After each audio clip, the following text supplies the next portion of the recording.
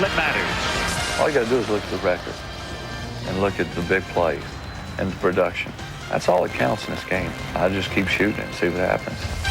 Now tonight, Mike Holmgren, the man who coached Favre and the Packers to a Super Bowl title, brings his Seattle Seahawks to Lambeau Field in Green Bay to face the Packers. An emotion-charged evening just ahead on ABC's Monday Night Football.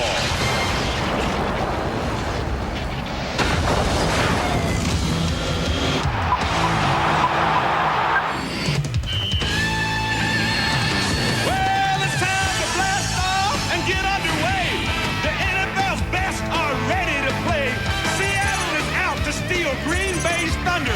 What an old friend returned to the frozen tundra. You better be ready. Strap in and hold tight.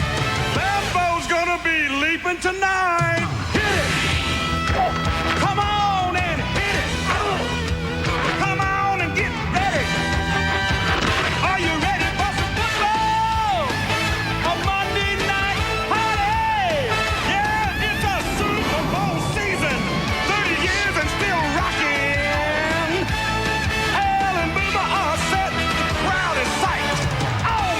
Friends are here for Monday night. That's right.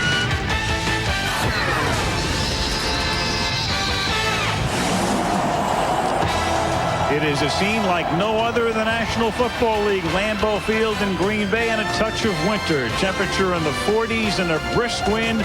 Sold out at Lambeau as the Packers take on the Seattle Seahawks. Al Michaels with Boomer Esiason and Leslie Visser. Every Packer fan circled this date when the calendar came out, when they looked at the schedule, because it meant Mike Holmgren comes home. He coached here for 7 years. He took the Packers to 2 Super Bowls and won 1. That was the scene just a couple of minutes ago when Mike walked out onto the field. So there will be a tremendous amount of emotion in this stadium tonight on a day when the National Football League has seen another type of emotion. Walter Payton died today. The leading ground gainer in the history of the National Football League had contracted a rare liver disease last winter. He had then developed an advanced form of bile duct cancer. Walter Payton leaves a wife, Connie, 2 teenage children, and leaves every football fan with beautiful memories. At halftime, a retrospective of his career, and also we'll talk with his longtime friend and teammate, Mike Singletary. Walter Payton, gone at the age of 45.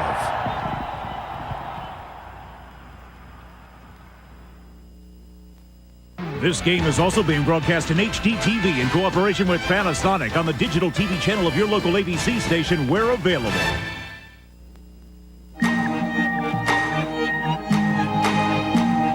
In my car, my dog is no longer fat and slow. He is a god. A fast, beautiful, drooling god.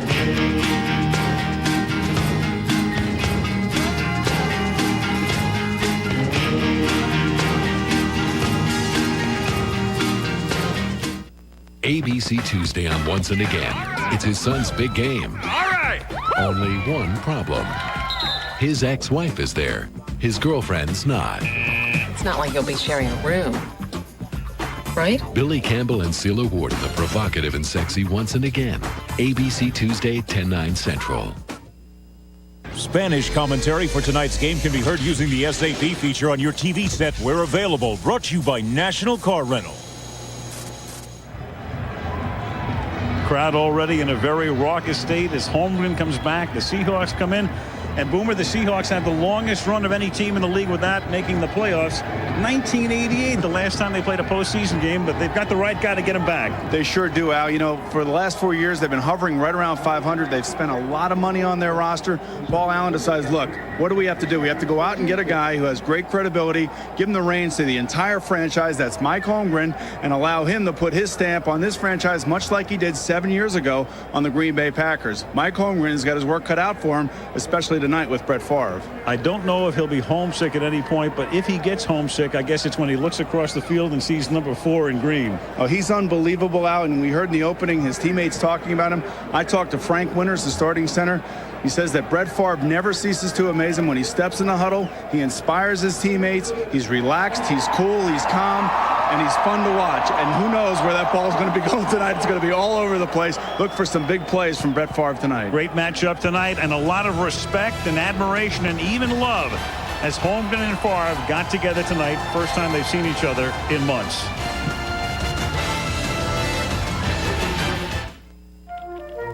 Good morning, Mr. Schwab. Morning.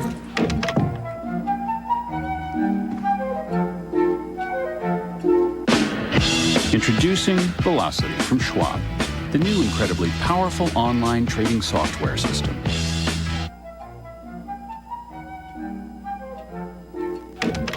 With the power to place multiple orders at one time, it's fast and smart. And, if you'll pardon the expression, cool.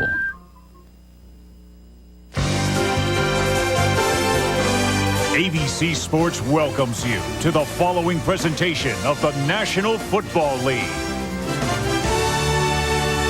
Man of the moment right now is Leslie Visser. Hi, Leslie. Hi, Alan Boomer. It was a very warm reception. Most of the signs said thanks for the memories. But, Mike, so much has been written, so much has been said. What was your emotion as you came out here right before kickoff? Well, it's very special and in some ways rather difficult. Those guys across the field meant a lot to me for 7 years, and now I'm on the other side. And these guys on this side mean a lot to me. So I'm glad we can finally play the football game. Well, no one knows Brett Favre better than you do. What have you told your defense on how to attack him? Well, we're just going to try and mix things up and try and pressure him. If he gets a beat on you and can kind of figure out what you're doing on a play-by-play basis, then it's awfully hard. So we're just going to try and mix it up. Well, everyone's looking forward to it. Thank you, Mike. Al, we're going to get to see the Northwest Coast offense. Yes, we are. Very good. With a northwesterly wind, too, Boomer, because we were down on the field and the wind has picked up, a front moving through, and it is swirling and it is cold. It really is. And Al, watching the guys kicking the ball, the punters and the field goal kickers, going the way that the Seattle Seahawks are kicking now, and I'm wondering why they're going this way. Peterson right there was having trouble making 30-yard field goals into the wind. Both special teams coaches talking about the problems that the snappers and the holders will have tonight, as well as the kickers. So Green Bay will get the ball. Peterson's kick is fielded at the 6-yard line by Desmond Howard.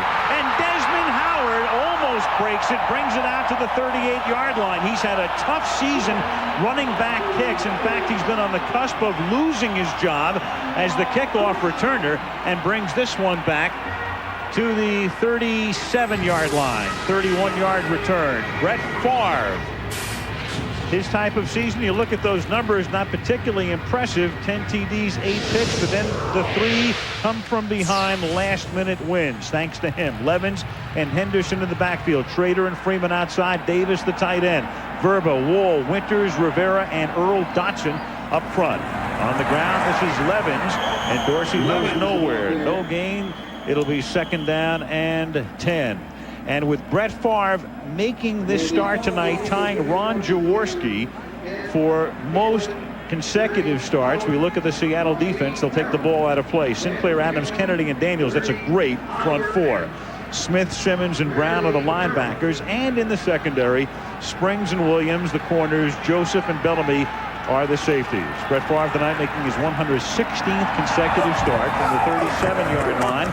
It is Levens again who cuts it back, but there to take him down is the one-time Steeler, Chad Brown, for no gain. You know, Al, as NFL football fans around the country will recognize, there are a lot of recognizable names and faces on this defense for the Seattle Seahawks. And I was talking about how they are the classic bunch of underachievers, going 8-8 the last couple of years.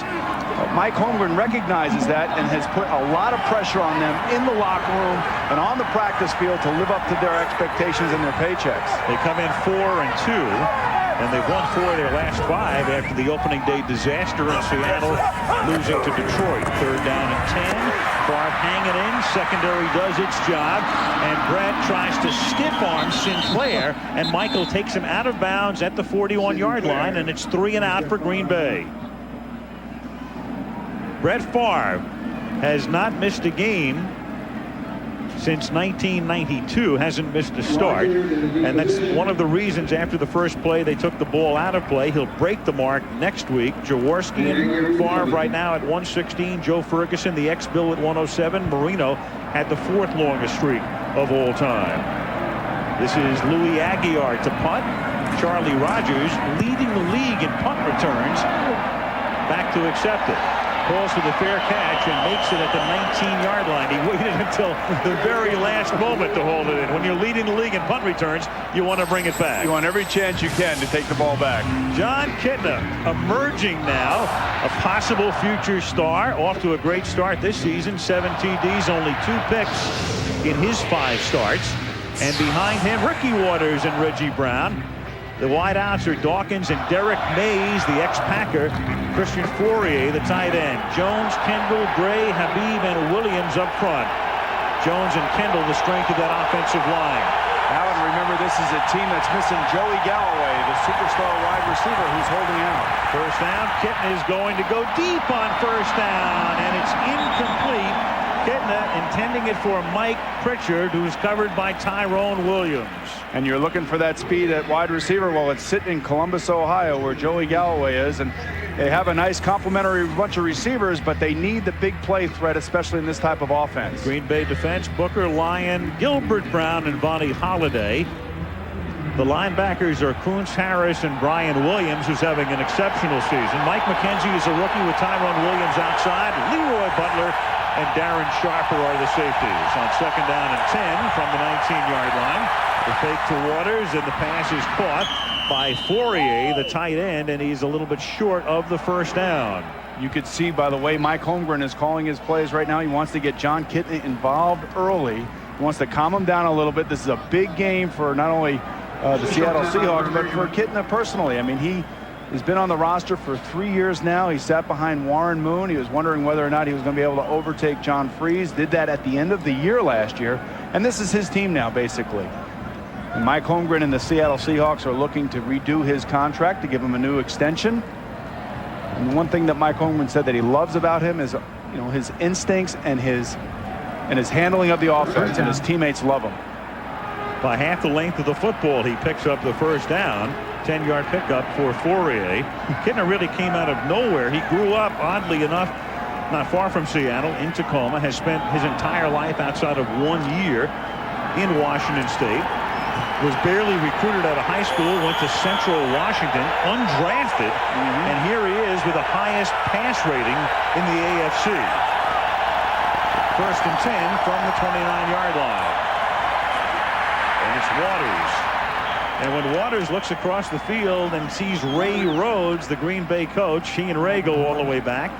When Ricky was a 49er, Ray was the defensive coordinator at San Francisco. Then when Ray got the head job at Philadelphia, one of the guys he went out to get right away was Ricky Waters. And this is one of those guys, those high-priced free agents, bring him in. Everybody thought that was the missing piece when the Seattle Seahawks signed Ricky Waters. That was going to give them that balanced running attack that they hadn't seen since Chris Warren went to the Dallas Cowboys.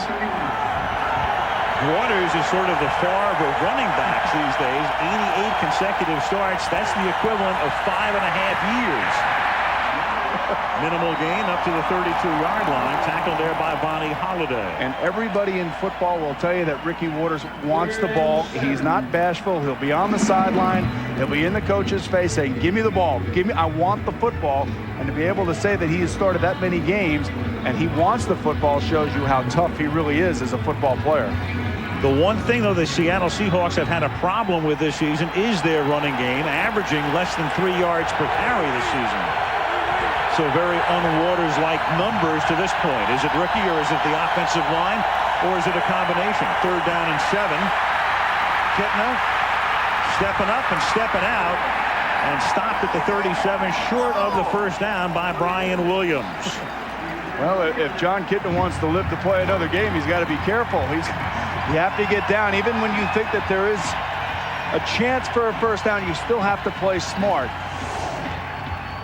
You see right here, he shows good poise in the pocket, decides to put the ball away, but get down. Don't take those direct hits from those linebackers who are looking to knock you out. Jeff Beagles to punt, and Desmond Howard to run it back. into the swirling wind, the wobbly kick, an angle kick. Howard from the 17-yard line. And Howard, almost pinned against the sideline, turns it into a 21-yard run back up to the 38, where he's forced out by Logan. 10:55 left in the opening quarter in Green Bay. 0-0. Against the Bears. In fact, Walter gained more than 2,400 yards against the Green Bay Packers in his illustrious career. They remember him all over the Midwest and indeed all over the country tonight. First down for Green Bay from the 37-yard line. Favre's first pass of the game is caught, and there's a broken tackle. Henderson turns what would have been a 2-yard gain into about a 13-yard pickup. Jay Bellamy couldn't wrap him up, and that's been a problem for teams around the NFL this year. Lack of crisp, good tackling. But what you see there, Al, is you see the defensive formation right here against the Packers, forcing Brett Favre to throw it out there, and then having them have somebody correctly in the spot, but you have to make the tackle. And that's one of the things that we talked about earlier. Will Mike Holmgren be able to defensively take advantage of what he knows about the offense of the Packers? And certainly right there he did. First down from the 50-yard line. Favre again throwing down the left sideline, and that's incomplete, intended for Tyrone Davis, the tight end. Couldn't figure out which shoulder to look over as Davis moved toward the sideline. And with that ball hanging up there in the swirling wind, not an easy catch. And I'm not going to sit here and tell Brett Favre how to throw the football, but when you try to throw a touch pass like this, you can see this ball wobbling. Not an easy catch for Tyrone. It actually started on his outside shoulder, and then it came back to the inside. There you go, to the outside. There you go. And you could see right there how the wind played tricks with that football. You got to drill it in there, and he certainly has the arm to fight that wind. Second down and 10 from the 50. Early in the first quarter with no score in Green Bay. Levin's to the short side of the field. Can't turn the corner. Flag is thrown. Our first of the night. Ron Blum is the referee. Boomer, we've been talking to coaches about tackling, which has been pretty poor throughout the league, and a lot of the guys are saying the same thing.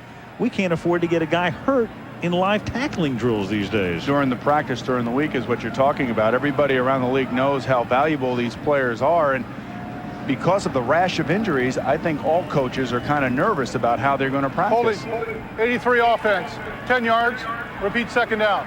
Second tight end Jeff Thomas. And you're right, Al. That's what you're seeing. You're seeing it out on the football field because tackling is about technique. It's about keeping your head up. You can't tackle what you can't see. And Bellamy, it looks like he tried to wrap up, but Henderson was too strong, but his head was down.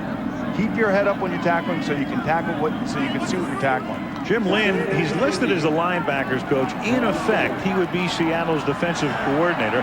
Mike Holmgren brought Fritz Shermer with him from Green Bay, and then, of course, Fritz developed cancer and died in August. And Lynn, in effect, is the defensive coordinator, as Bill Schrader is the intended receiver here. And that's incomplete. Sean Springs with the coverage. Book on Brett Favre early on in games. He's hyper. He throws the ball high. He tends to be a little bit off target. He kind of laughs about it because he knows that's the way his modus operandi is when he gets out on the football field. And there's Sherm Lewis, the offensive coordinator of the Green Bay Packers. And they all know it. And it's just a matter of him just calming down and just getting into the flow of the football game, and that's when it becomes one of the best. 3rd and 20 for the Packers. Favre out of the shotgun from his own 40-yard line. The Seahawks with a 4-man rush. And then Favre guns it over the middle, and it's incomplete. And Antonio Freeman looks for a flag and doesn't find any.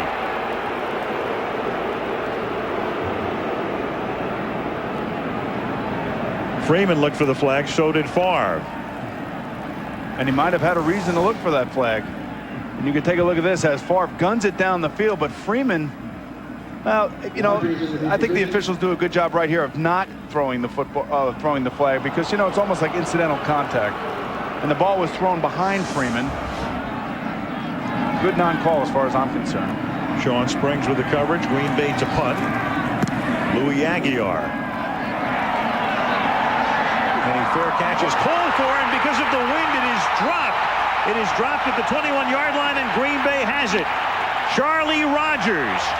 We mentioned before that he made a very late call for a fair catch on the first punt, and right here he made a very late call again, and with that wind whistling and the ball wobbling, He couldn't handle it, and Green Bay gets a huge break. We saw it on Brett Favre's pass to Tyrone Davis, and right here the same thing happens where the nose of the football catches the wind and it comes down, and you have to be real careful in this game. And what coaches will tell punt returners and kickoff returners and people like that, make sure that you can catch the football. This is what happens when you have rookies on the field. They get excited, and he was struggling in warm-ups watching him. Jim Nelson, number 57, recovers, and there's a look at that front blowing through eastern Wisconsin tonight. But it's a dry front, no precipitation expected. First down, Green Bay at the 20. Brett over the middle, and it is picked off by Sean Springs. Sean Springs, who went to the Pro Bowl last year, showing you part of the reason as he got position on Antonio Freeman and picks it off in the end zone to give Seattle the ball back at just about the same spot they would have had it had the fair catch been made. Not only did Sean Springs make a nice play right here, Antonio Freeman was double covered. Brett Favre should have never thrown that ball, obviously, to that receiver.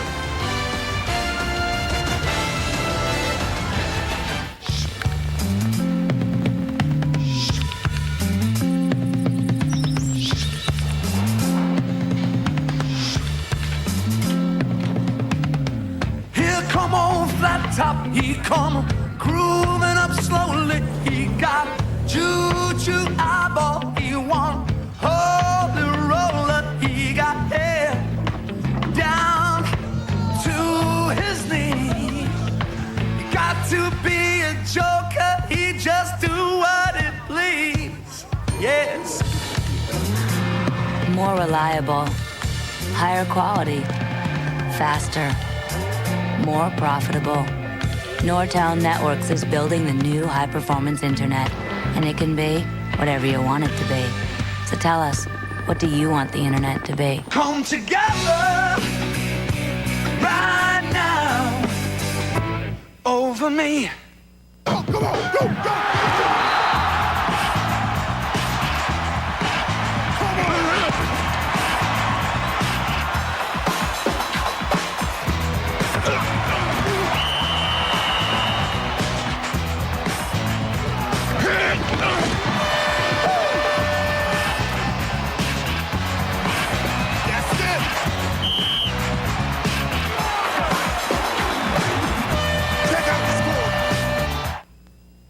Disney presents America's favorite orphan. My parents are alive and they're coming to get me someday. A brand new Annie, ABC Sunday, 7/6 Central. Brett Favre now with 9 interceptions this season to go with his 10 touchdown passes. And the Seattle Seahawks with a total of 6 in their last 2 games coming in tonight. And it's dropped. Is it a completion is the question. Apparently it is, and the Seahawks get a big break because it bounces out of bounds. Christian Fourier had it, came down with both feet. It was a live football, and Seattle's ball because it goes out of bounds. Meanwhile, back to the interception. But before we do that, take a look at this right here. Christian Fourier catches the ball, puts it away. The ball is slippery tonight. It's cold out. There's no moisture in the air. You have to wrap the football up, put it away before you turn around and run. Game of turnovers tonight, Al. Already 2 fumbles for Seattle. Less than 6 minutes into the game. And Kitna throws, and it's caught up at the 28-yard line. Plays over, Jim. As Itula Mealy, the backup tight end, makes the catch. Now back to the pick by Springs. Now you talk about Brett Favre and his gunslinger mentality. Here's Tyrone Davis, number 81, the tight end. He goes right down the middle, and he's wide open. And Brett, with his mentality, and early in the game, he's hyped up. He tries to force one in, and right there in the middle is Tyrone Davis, wide open. All he has to do is lower his sights, calm down, and throw it to the tight end. And there is Sean Springs, probably wondering, why would he try to throw it? I had such good coverage. Seattle with 14 interceptions this season. On the other side of the ball, the Seahawks have only been intercepted twice. Kitna throws and jams it in there. Is it complete? No, it's not. Intended for Derek Mays. Mays, the Green Bay Packer. He was the third wideout here under Holmgren, and then might have been cut by Green Bay as training camp wound down, and Holmgren went out and made a trade for him, got it for a 7th-round pick. You see Kitna trying to jam this ball in there. It's one-on-one. Mays has got to win. It's a perfect place to throw the ball. Receiver's tough catch, but that's a catch that gives you obviously a first down and gives you a chance to score, and that's what separates the great ones from the good ones. Desmond Howard, whose longest punt return of the year was that 20-yarder returned in a few minutes ago. This time he'll have no opportunity because that one will float out of bounds off the foot of Jeff Fiegels. And they'll march it off, and the Packers will have the football at their 36. 8:10 left in a scoreless first period.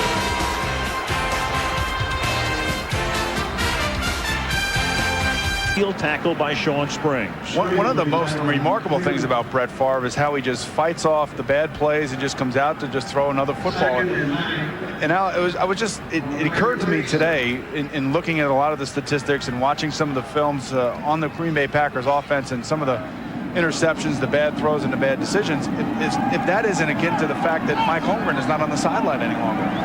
Right, isn't Holmgren making the calls, even though he is still working with, in effect, the same offensive coordinator, Sherm Lewis, who now actually does make the play calls. You know, and it's not so much who's calling the plays, it's who's holding you responsible on the sideline. And I know that's got to be tough for Ray Rhodes to inherit a 3-time MVP, a Super Bowl winning quarterback, one of the brightest personalities in all of the NFL. When he makes a mistake, you know, what do you say to him? And I asked Ray that. He said, well, you know, Brett, you made a mistake. Don't do it again. Right. I mean, it's not an easy thing to do. You know, if nothing else, Brett has a great sense of theater, Boomer, because, I mean, how would he set up those great fourth-quarter comebacks if he didn't screw up early in the game? You're kind of right. But he has that mentality that every quarterback should possess, and that's the ability to forget the last bad play. And here's Henderson. He forgot the last bad play there, and Henderson is able to pick up the first down as he gets past the 46-yard line and moves to the 48. First down for Green Bay. And we talked to Mike Holmgren yesterday about any advantage that he might have coming into this game, knowing the Green Bay Packers so well. I think it helps. I really do. I've spent more time with the defensive guys this week than I normally do because I think I know the offensive players pretty well. I think of their advantages, probably both teams are looking at that they have an advantage. I think those guys think they know me pretty well. And they don't know our players as well as we know their players. That gives me a little edge, I hope. Well, Dorsey Levens is a guy Mike knows very well, and Levens that time breaks one for 15 yards before he's tackled by Kerry Joseph. You know, if there's an underused player for the Green Bay Packers, it's right there, Dorsey Levens. He doesn't carry the ball as much as he probably would like. He likes to touch the ball about 30 times a game. He gets better as the game goes on. But when you have a quarterback like number 4, you tend to want to throw it more than you want to run it. Green Bay moving to the line swiftly. Here's Henderson again. Makes his second reception on this series to the 32-yard line for a gain of 5. Tackled there by Chad Brown. And when you look at this Seattle defense and you look at Chad Brown, you look at Willie Williams, Darren Smith, I mean, these are all free agents that were brought in here to solidify this thing. Number 70, Michael Sinclair, right there is Cortez Kennedy. Michael Sinclair, a 3-time Pro Bowler. He led the league last year in sacks with 16.5. So this is a defense that is opportunistic and that can make plays. Second down and 5. Favre over the middle, almost intercepted again. Tried to hit Davis, and it was Kerry Joseph who came that close to picking off a second Favre pass. Now, I told you in the beginning the ball's going to be flying all over the place here, and certainly right now he's done nothing to disappoint us. He is just standing back there and flinging the football and throwing it as hard as he can and trying to jam the ball. It makes for an interesting evening for the defensive backfield, and I'm sure Mike Holmgren told his defense, be ready, man. The ball's going to be out there. You're going to have a chance to make some plays. He won't be deterred. Right now he's 4 out of 9 for 31 yards. And on 3rd and 5, he's going for Davis again. And Davis is out of bounds. And even had there been interference on it with Merton Hanks covering on the play, there is a flag down, but it's in the offensive backfield. I was going to say even had there been defensive interference on the pass reception, the pass was out of bounds. Yeah, you'll have a holding on the Packers here. And interesting right here, do they take it and move them back, or they They force him right here to punt or try to kick a field goal. Not an easy way to go inside the wind here, or into the wind. I think you refuse the call, make it 4th down because you're still looking at a 50-yard field goal into the wind. Offense. Penalties decline. 4th down. I would take my chances, especially with Favre. I mean, if you put Favre in another 3rd and long situation, you run the risk of, Brett being Brett and completing the pass and moving the chains. Well, they're going to give it a shot at the field goal here. Ryan Longwell comes in. This will be a 50-yard attempt. The holder is Matt Hasselbeck into a swirling wind.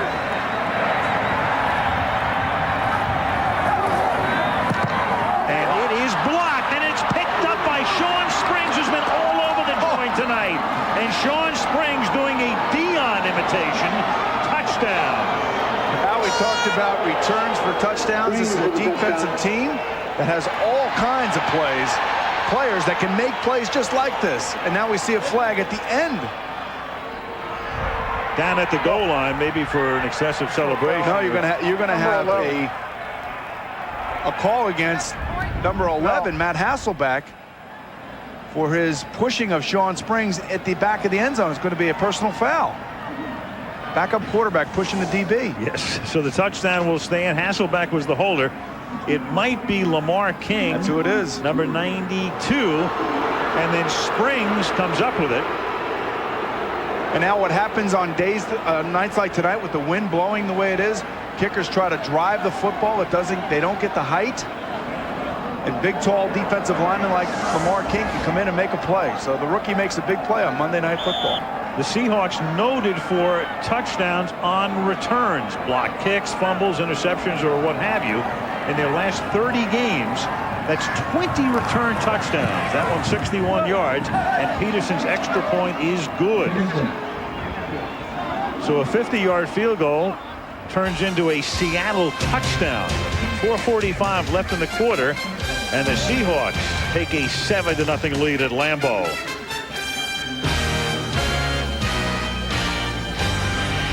Be back next season as Desmond Howard takes it from the 9 back out to the 27-yard line. He's tackled there by Willie Williams.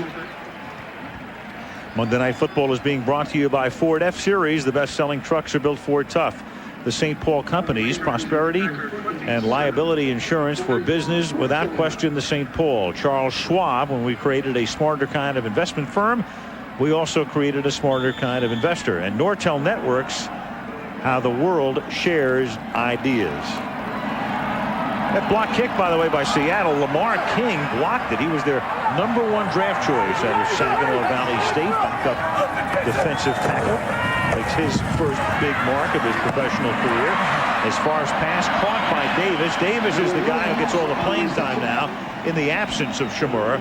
First down, 11-yard pickup. Tyrone Davis, Al, started as a wide receiver for the New York Jets and came here and was kind of like their pass receiving tight end. Your 3rd down guy. You can bring him in because he thinks like a wide receiver. He's not great blocker at the point of attack, but he certainly, in talking to Chamorro before the game, has the ability to get downfield and make plays after the catch. No, it's interesting, Al. We saw the shot of Lambeau Field from there.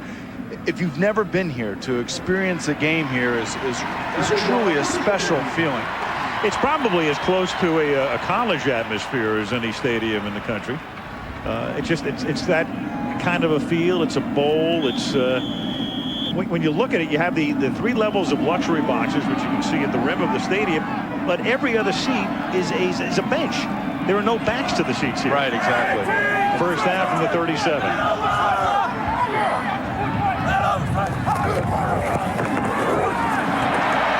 is Levens.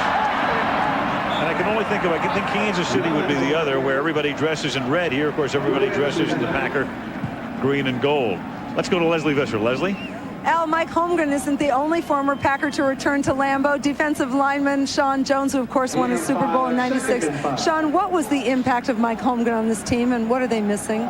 Well, he came from a winning tradition, and he brought that tradition back to Lambeau. Having had all the success that he had in previous years, he just brought the championship feeling back here. It took him a little time to get there, but they got the championship feeling back here. Does everything look familiar on the field? Is there anything Seattle's doing that surprises you? It looks like a real strategic chess match right now. You can see that they're doing pretty much the same thing, but they're getting there in different formations. They're setting up people differently, so it looks differently, but they're still deploying them the same way. Well, I bet Mike still wishes he had you. Thanks, Sean. Back to you guys. You heard Sean talking about deployment of receivers and things, and what the Packers are trying to do right now is to confuse the defensive coordinator and defensive players of the Seahawks and showing them looks that they might not have seen the last 3 or 4 weeks. 3rd down and 5 out of a split back set here after Levens had picked up 5. Favre is pressured, throws, and it's dropped by Dorsey Levens. That's incomplete, and it's 3 and out for the Packers. And Favre reaching for that hand, and that's a problem that he's had, Boomer, since the preseason game we did in Madison against the Denver Broncos when he jammed his thumb. His thumb has been swollen all season. And his thumb has been sprained, and every time it gets hit, it hurt. And last week against the San Diego Chargers, he hit the back of his hand. I talked to him before the game, shook his hand, and there's still swelling in the back of his hand as well as his thumb. So Ray Rhodes said they're watching that, so they know that if he does hurt his hand, they will not call another pass play. Aguilar to kick. Seahawks let this one bounce. When I say they won't call another pass play, it'll be in that series. They won't call back-to-back pass plays if his hand is hurting him. They'll take a rest right now because Seattle gets the ball. 2:37 left in the quarter in Green Bay. 7-0 Seattle. Ooh, that's ugly, isn't it? Mike Holmgren has not walked off this field with a long face very often. There it is, the best winning percentage by a head coach in any one stadium. Holmgren in Lambeau Field, 42 wins, 5 losses.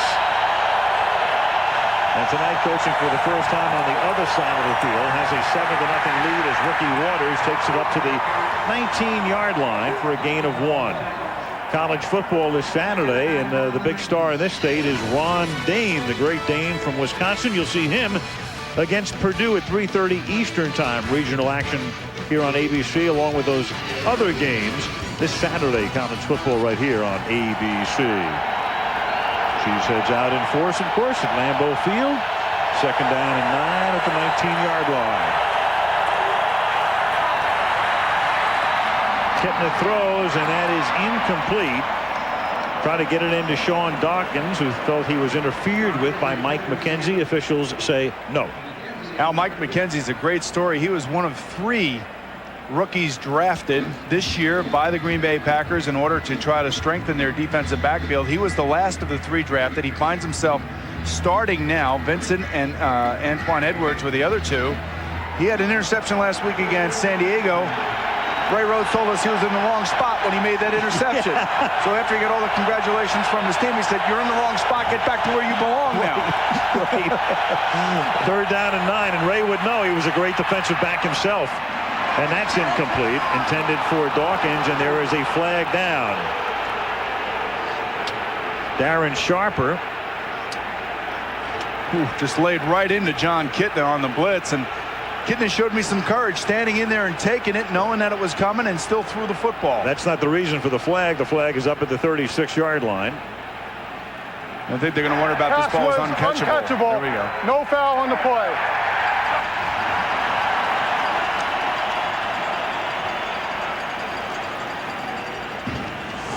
You know, in the NFL, when you're a quarterback, you're going to stand in there and you're going to take some shots. You just don't know when they're going to come or where they're going to come from. And right there, Kitna shows courage standing in and delivering the football. He saw the image of Sharper. And down he went. 4th down and 9. Fiegels to punt. Desmond Howard back to receive it. Don't you get the feeling that Desmond Howard is going to try to do something special here? He's had a couple of good run backs already tonight. The one-time Super Bowl MVP runs out of room here up to the 48-yard line. Tackled by Brian Milne with 1:45 to go in the opening quarter. Sunday, the phenomenon returns for 15 straight nights. The return of Who Wants to Be a Millionaire. Sunday at 7 Eastern, 6 Central, right here on ABC. 15 consecutive nights. Joey Galloway is a guy who'd like to be. They wanted to make Joey a millionaire many times over in Seattle. Well, we talk about Joey Galloway sitting out. He's their all-pro wide receiver. He's tremendous. He's got 4.2 speed. Not many people in the league have that type of speed, but he feels like he's underpaid, and he has to sit out, and he wants to make his money. And watching what happened to Jamal Henderson, I can't say that it's not hard to understand where he's coming from. Here is Favre And Favre loses the football, and it is a live ball, and Seattle has it. They're going to rule it a fumble. Favre not trying to throw it, losing the football, and Matt Labonte recovers it. If he's trying to throw it and the arm is coming forward, that's one thing. But here he loses the football, puts up a mild beef, but it is a fumble and a recovery by Seattle. See, that ball actually came back out of his hand. Balls on nights like tonight, we've seen it already. We've talked about it. The balls are slippery. They're slick. And right here, he's just trying to get a defender to stop pursuing him. Absolutely. Yeah, and he's trying to pull the old, hey, let me just fake it out, and then I'll take it out to the sideline. Exactly, because there was nobody downfield. When we looked downfield, there was no intended receiver, nobody even close. From the 49-yard line, Kitna now goes back to work, and Kitna tries to shovel it forward. Vonnie Holliday creates that. And that will be ruled a fumble. I'll be honest with you, I don't know how to analyze this kind of stuff because this stuff's not supposed to happen. And you have to wonder about Brett Favre, and you can see right there whether or not his hand is solid enough to hold on to the football. We talked about how he hurt his hand last week again. But take a look at Vonnie Holliday. Yep. Now, that's obviously a fumble right there, and Ricky Waters just falling at Ricky. Kitten has been prone to fumbles. They keep that precious thumb heated up on the sideline in the final minute of the period. 2nd and long, and Ricky Waters has nowhere to roam. He's tackled at the 44 by Vaughn Booker.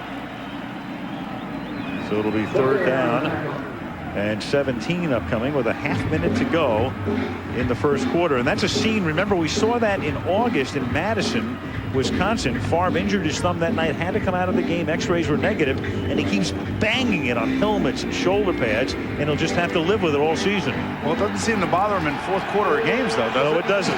He's got it loose by then. What it is. 3rd and 17 from the 44-yard line.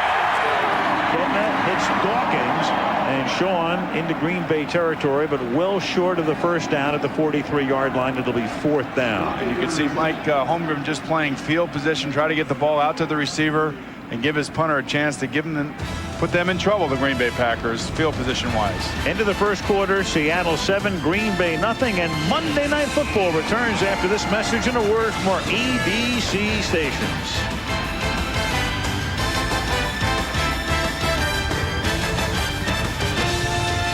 Seattle punt. Seahawks on top 7-0. Jeff Fiegel's kick. Howard called for the fair catch and then let it bounce. Fabian Bowens downs it at the 8-yard line. You talk about a potpourri. That's a mess. That is a mess. The first thing that I think of, Boomer, is how many times will you see a team have 6 possessions in a quarter? But there they are with the ugly results of each of the half dozen. And for Brett Favre tonight, well, the 3-time MVP, occasionally you'll have a quarter like this. The interception by Sean Springs here. The fumble there recovered by Seattle. And now he takes over at his own 10-yard line on first down.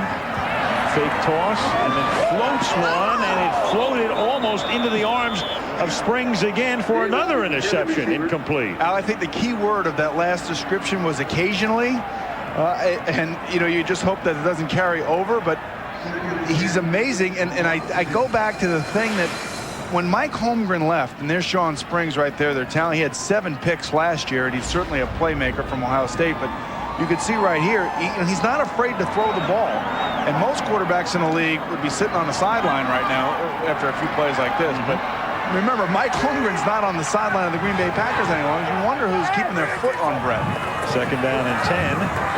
Favre has that one tipped and knocked down at the line of scrimmage, and Brett has begun the game against his old coach.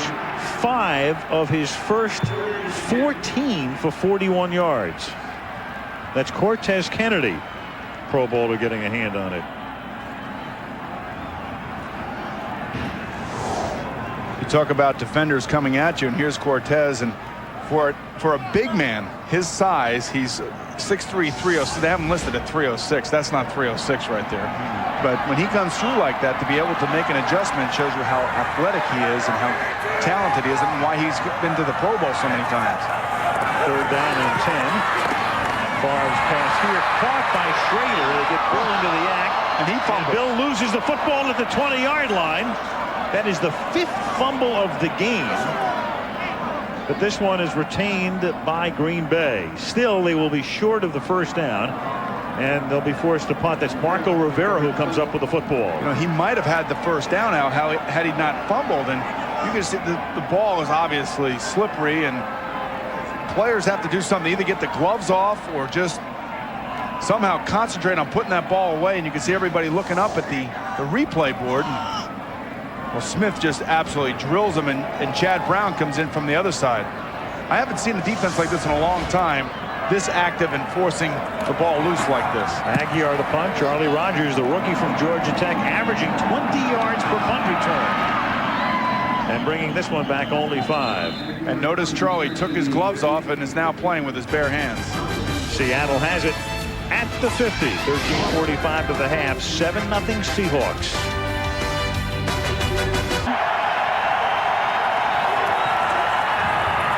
Ricky Waters on a sweep.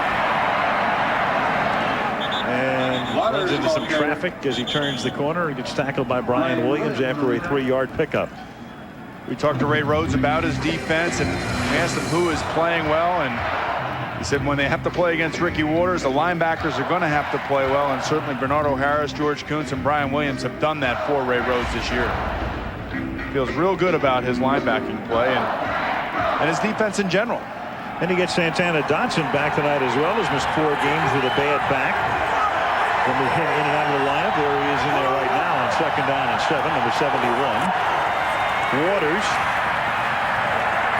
And he picks up about 4. And there's Dotson making the tackle. And when you play against a back like Ricky Waters, on defense, you always have to stay at home because of his propensity to cut it back. He has a real good sense of vision and field. And he's not afraid to cut the ball all the way back against the grain. So when you are getting ready to play, you have to make sure that you have to stay there and stay at home. And that's exactly what Santana Dotson did right here. You can see he's reading. He's not overreacting. He's staying there, and he's waiting for the running back to come back so he can make the play. Had a stinger in the game against Detroit a few weeks back and has been inactive since. 3rd down and 3 as Kitna throws, and it's incomplete.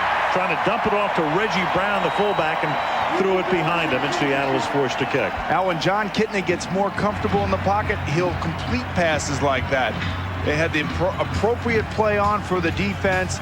Reggie Brown, you could see right there, is telling me, just put it out in front of me, just put it out in front of me. And Kitna's just got to calm down and just throw the ball easily and give his back a chance to make the catch. Jeff Fiegels, his 780th punt, 780th of the decade, is fair caught at the 14-yard line by Desmond Howard. 12-11 left in the half. The Fox River in Green Bay, 7-0 Seattle. Minnesota with us next week. It seems like the sleeping giant has awakened in Minnesota, courtesy of Jeff George. They have. Here is Levens taking it up to the 18-yard line for a gain of 3. 2nd down and 7 for the Packers. We're going to see a lot of the Packers. They'll be on 3 times the rest of the way on Monday night, counting tonight. And we'll see the Vikings 3 times down the stretch as well. You know, they've been battling all year just to get back to 500. A big win yesterday in Denver. Should be an exciting game next week. Definitely. 2nd down and 7 from the 18-yard line. As far as it caught by Antonio Freeman at the 26-yard line. Well, the other thing to watch when you're watching the Green Bay Packers, you know that they've had a terrible time in the first quarter to completing passes. They're fumbling it. They're not looking good. Brett's trying to force things. But Sherm Lewis has got so much confidence in Brett Favre that they're just going to continue to throw. I mean, that's the way they're going to win.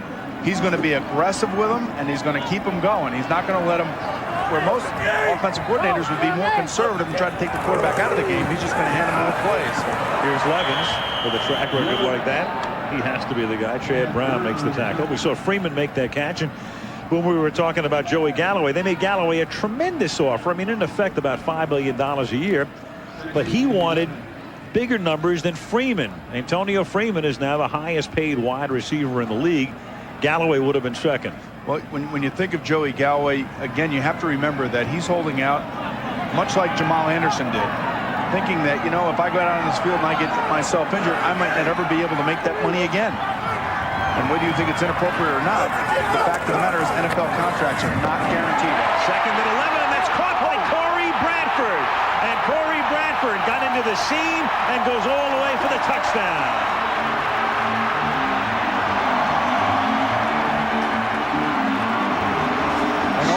And all you have to do, Al, is look at the pursuit of Jay Bellamy, the safety. He went for the interception, and instead of going for the receiver, and Brett Favre rifles it in there, I don't think Jay Bellamy has ever seen a ball thrown that hard. And he knows right there, Jay Bellamy, number 20, that he took the wrong pursuit angle. Here he comes. He's trying to go for it, and he can't make it. He cannot make the play. And number 27, Willie Williams, falls down, and Bradford's off and running. 74 yards. Favre to Bradford, and Longwell's extra point is good. Do you see it all with Brett Favre? Feast or famine, right? Mainly feast. 10-17 to the half. Game tied.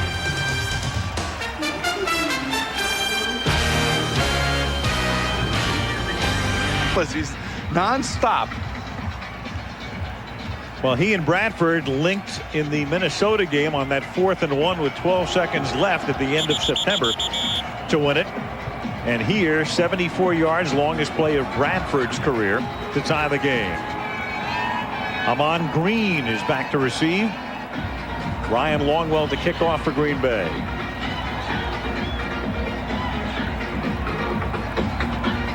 .17 left in the opening half.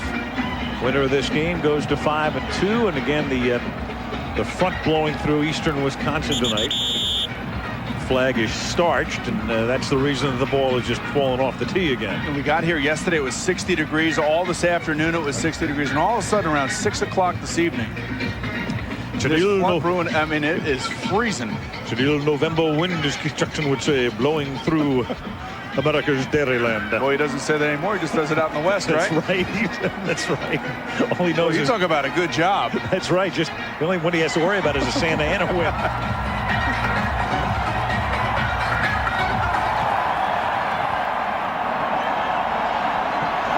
The kick is bouncing at the 16. Green has to pick it up and then brings it back to the 22-yard line. Amon Green let it bounce, and that's where Seattle takes it. Boomer, another look now at the TD. Here's the safety, Jay Bellamy. He's going to come down in here, and it's all about pursuit and making sure that you hit the right angles in football. He sees a 3-step drop by Brett Favre, takes the wrong angle, and the players in this league are so fast, Al, that if you're not on target and you're not hitting your landmarks, goodbye. And that's exactly what Corey Bradford just did right there. At the 22-yard line, Seattle with a 1st and 10. Crowd very much into it as the Seahawks begin this drive with a kick and a pass. And John's pass is caught up at the 33-yard line by Mike Pritchard. You're going to have holding now on the Seattle Seahawks. And that will come back. It'll make it 1st and 20 instead of a 1st down for Seattle. Momentum switches in these games quickly, and you can just feel it happening right now. Legal hands to the face, 71 offense. 1st down. Walter Jones, he's the left tackle. One of those young emerging stars on the Seattle Seahawks that Mike Holmgren has told us about. Sean Springs, Pete Kendall, Walter Jones. This team is going to have some interesting financial decisions to make in the offseason because of their young stars compared to their older stars making the big contracts. Gilbert Brown plugging up the middle. No other way to describe it. And Ricky Waters breaks his longest run of the year into Green Bay territory. And Ricky had not had a single run longer than 19 yards this season, is finally hauled down by Darren Sharper after a 45-yard gallop. And now you could see as soon as he gets through the line of scrimmage that he still possesses the burst to get away from everybody, and when he sees a hole, he will hit it. We talked about his propensity to cut back. Right here, he stays play side, and he runs right through the hole the way it's supposed to be blocked, and Walter Jones makes a great point of attack block to spring Ricky Waters. Jones atoning for the penalty call on the prior play, springing Ricky. Almost feel as if the drought is over after that run, and he picks up 3, taking it to the 40-yard line. Well, the quickest way to get momentum back on your side is to run the ball just like that, and you could feel like a collective sigh come over the stadium where everybody just kind of calmed down and couldn't believe what they just saw. That's Waters' longest run since the '96 season, when he did it for Ray Rhodes, not against him, as a member of the Eagles. Under 9 minutes to play in the half, with the game tied at 7. Seattle's touchdown on a blocked kick. Green Bay's touchdown on a foul for Bradford. 74-yard strike. Plugging through the middle goes Reggie Brown, the fullback, and then the ball comes loose. There's no whistle. This is Tyrone Williams with the football. And finally, somebody decided to just sit on it. And it winds up in the arms of Bernardo Harris. Bernardo, the savvy veteran he is, just sat on the ball. Vaughn Booker created the fumble. Ball was fumbled, recovered by Green Bay. First down. Give Booker the credit for it, as he was able to dislodge the football, and Harris winds up with it. You know, the interesting thing, Al, when you watch the replay, you'll see the Seattle Seahawks players just stop. And you'll see right here, everybody's kind of stopping right here. You can see they're coming out of the pile, and then they realize that there's a fumble. And I don't know what Williams is doing right here. Just put the ball away. You're not Deion Sanders, my friend. He always seems to Here's another looking to lateral it, and then Levens fumbles the football. And Seattle has it. Oh, So weather. You think so? Or fate. I don't know what it is. It's Halloween is what it is. It's post-Halloween. It's that post-Halloween syndrome. There's a flag down. Darren Smith came up with the football for Seattle. Ron Blum to give us the call. This will be a personal foul against Seattle. I believe after the play. Fumble was recovered by Seattle after the play was over. Unnecessary roughness, number 70, Seattle, 15 yards, 1st and 10. Michael Sinclair gets in an added shot. That costs him 15, but Seattle will retain possession back on their side of the 50, however. Big Lou's defenders in this league are all trying to rip the football out too, Al. That's one of the reasons that tackling isn't as good as it used to be. Jay Bellamy atones for his mistake on the previous series of downs for the Seattle defense and rips the ball out of Dorsey Levin's hands. Already 5 turnovers in the game, and Seattle has it at the 48-yard line.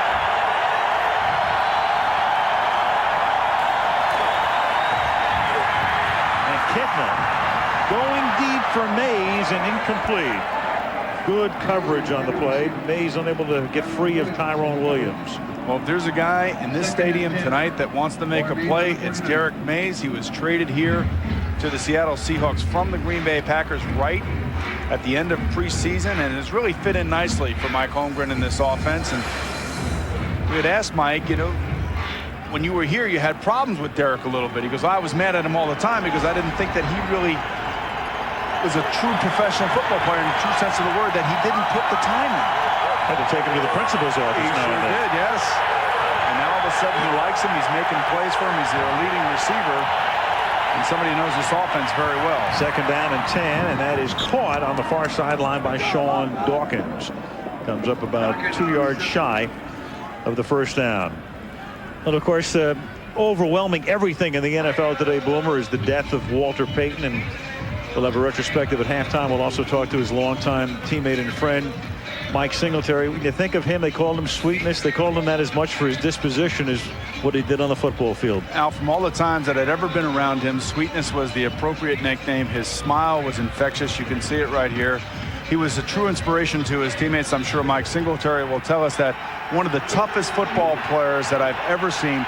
Never ran out of bounds, always took on the tacklers, and inspired his teammates. And it's a great loss. 3rd down and 10. And that is caught by Ricky Waters. Ricky had to reach down. The ball looked like it was about to come loose, and he's able to grasp it and pick up the 1st down. There's a flag down. I think they're actually going to call number 51 Brian Williams for holding Ricky Waters coming out of the backfield.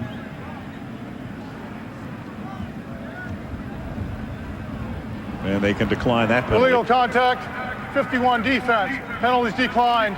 1st down. I was talking to Sherm Lewis before the game, the Packer offensive coordinator, and he was coaching in the Pro Bowl a few years ago. He said, I look over there, and he said, the running backs I'm coaching are Eric Dickerson, Tony Dorsett, William Andrews, and Walter Payton. He said, you know, I need a backup fullback. And Walter said, I'm your guy. Right, I'm exactly. your guy. I mean, a true team player, somebody who just absolutely you love to watch on football, old tapes, and you watch the way he ran over people. I think if I were a running back coach in this league, I'd be pulling out his films and saying, this is how you run the football, gentlemen. You do not run out of bounds. You take on the tacklers. You deliver the blow, and you don't take it. And that's what I'll most remember about Walter Payton, how tough he was. 16,726 yards. Nobody has run for more yardage in the history of the NFL. 2nd down and 8 at the 21-yard line.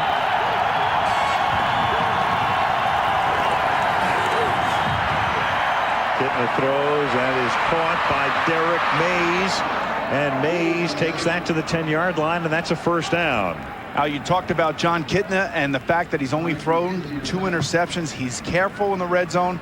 Mike Holmgren loves to throw down in here. That's one of the reasons that Brett Favre for all those years had so many touchdowns, as opposed to, say, like the Dallas Cowboys. When they get down into this area, they want to give it to Emmitt Smith and Troy Aikman. His statistics kind of suffer from that. Well, it's the opposite. When you're down in here, Mike Holmgren loves to throw the football and throw touchdown passes. And I think Kittner will be the one that will be the beneficiary of that in the years to come. 1st and goal from the 10, so right to the air he will go. Pump fake to the back of the end zone, and it is juggled and caught by Mays. What a Derek catch. Mays, is he going to do a Lambeau leap? Not quite. Well, Mays had done a few Lambeau leaps before, and even Kittner says, hey, come on. Just enjoy the moment. And actually, Holmgren was telling us last night he didn't want any funny stuff from Derek Mays. Well, I think he forgot for a moment who he was playing for, but what a terrific catch, and what a great job by John Kittner not going to his first receiver, who was the tight end, coming underneath and throwing it to Derek Mays as his secondary receiver. We talked about how Mike Holmgren loves to throw. He just away, gentlemen, kicks away, gentlemen. Todd Peterson for the point after, and so that has silenced the stunned Lambeau crowd as Mays makes the catch.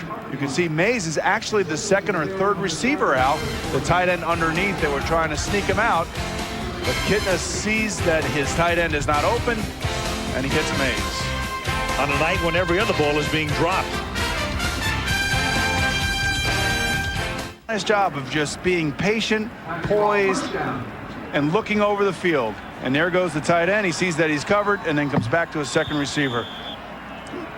And then take a look at this at the end. You talked about Mike Holmgren telling Derek Mays, don't be stupid, don't do anything. Look at this. Couldn't help himself. Yeah, well. 1st down from the 17. And Favre gets sacked. That's Cortez Kennedy on top of him.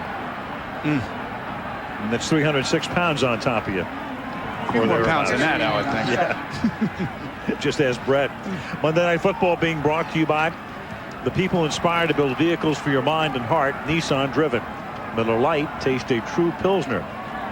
Dell Computers, pioneering direct internet ideas for your business. Be direct Dell. And Dr. Pepper and your local Dr. Pepper bottler. Dr. Pepper, this is the taste. There you go. Brett is actually audibling right now, and a guy that's struggling tonight. He's making the play calls at the line of scrimmage. 2nd and 16, and that is Sam Adams. Sam Adams is playing his first ever Monday night game. He's in his 6th year out of Texas A&M, and when you play on a line with Michael Sinclair and Cortez Kennedy, you don't get a lot of attention, but this is one of the finest defensive tackles in the league. And talking to Frank Winters, the center for the Green Bay Packers before the game, said this guy is a house. You hear so much about Warren Sapp, and rightfully so, because he's a great player. But over in the AFC, there's a pair right here of defensive tackles, Cortez Kennedy and Sam Adams. If you stay on them like Mike Holmgren's doing, they'll play for you and they'll make big plays. 3rd down and 18. Seahawks do jump. Were they induced is the question. Probably not, because the play is allowed to continue and Favre's pass is incomplete. And he whipped that one knowing that he had a free play.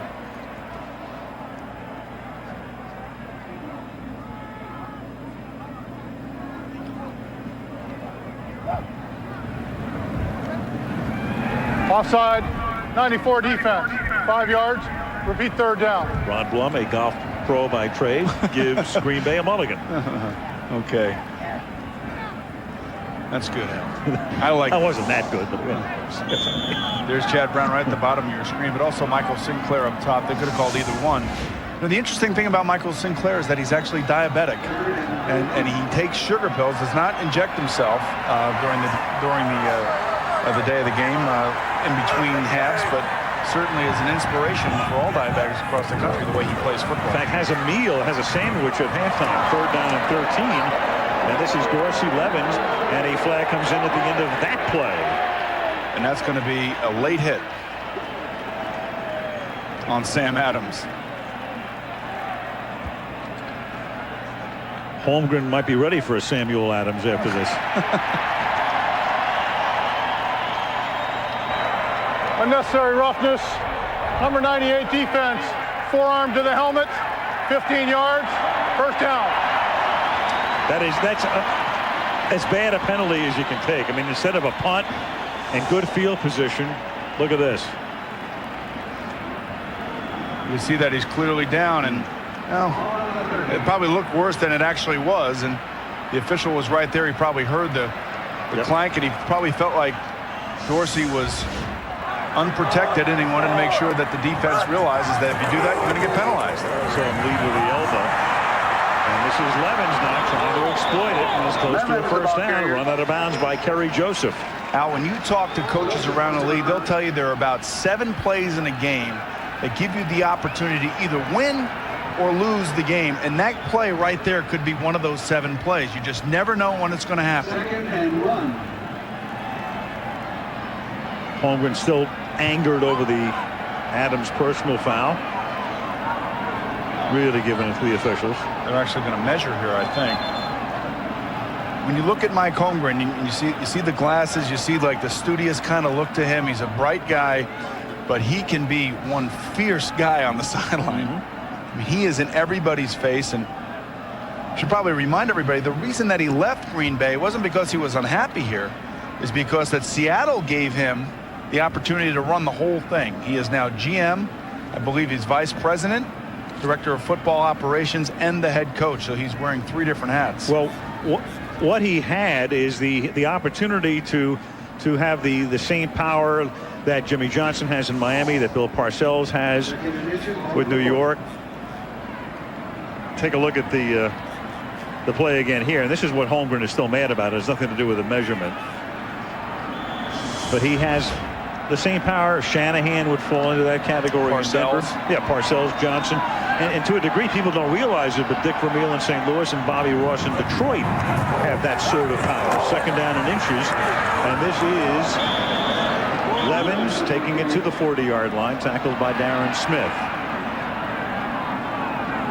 Well, I would think that it would be increasingly difficult in this day and age because of the salary cap ramifications, the free agency, the scouting, the ability to coach a player that you might not want to be giving a contract extension to. When every player on your team knows that you're the one who's controlling whether or not he gets a contract, not only is he coaching you, but now he's also negotiating with you. A very tough deal to deal with. 3rd down and 1 from the 39-yard line. And this is Levens again, escaping a tackle in the backfield and out to the 48-yard line.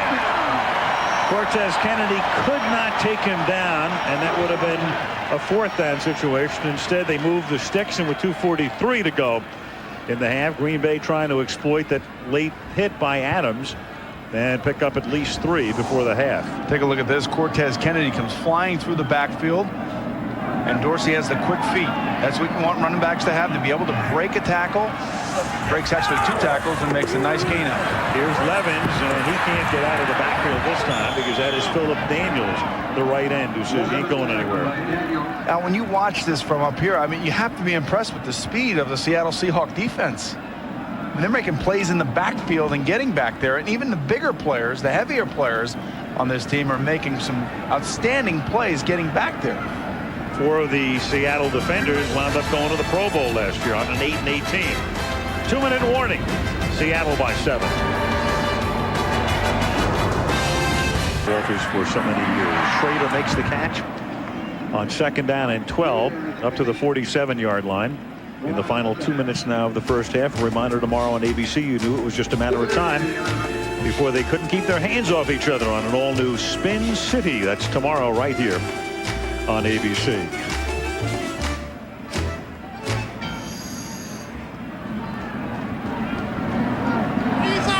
Third down and 11 now for the Packers up at the 46-yard line. Favre, after buying time, hits Schrader, and he takes it to the 42-yard line.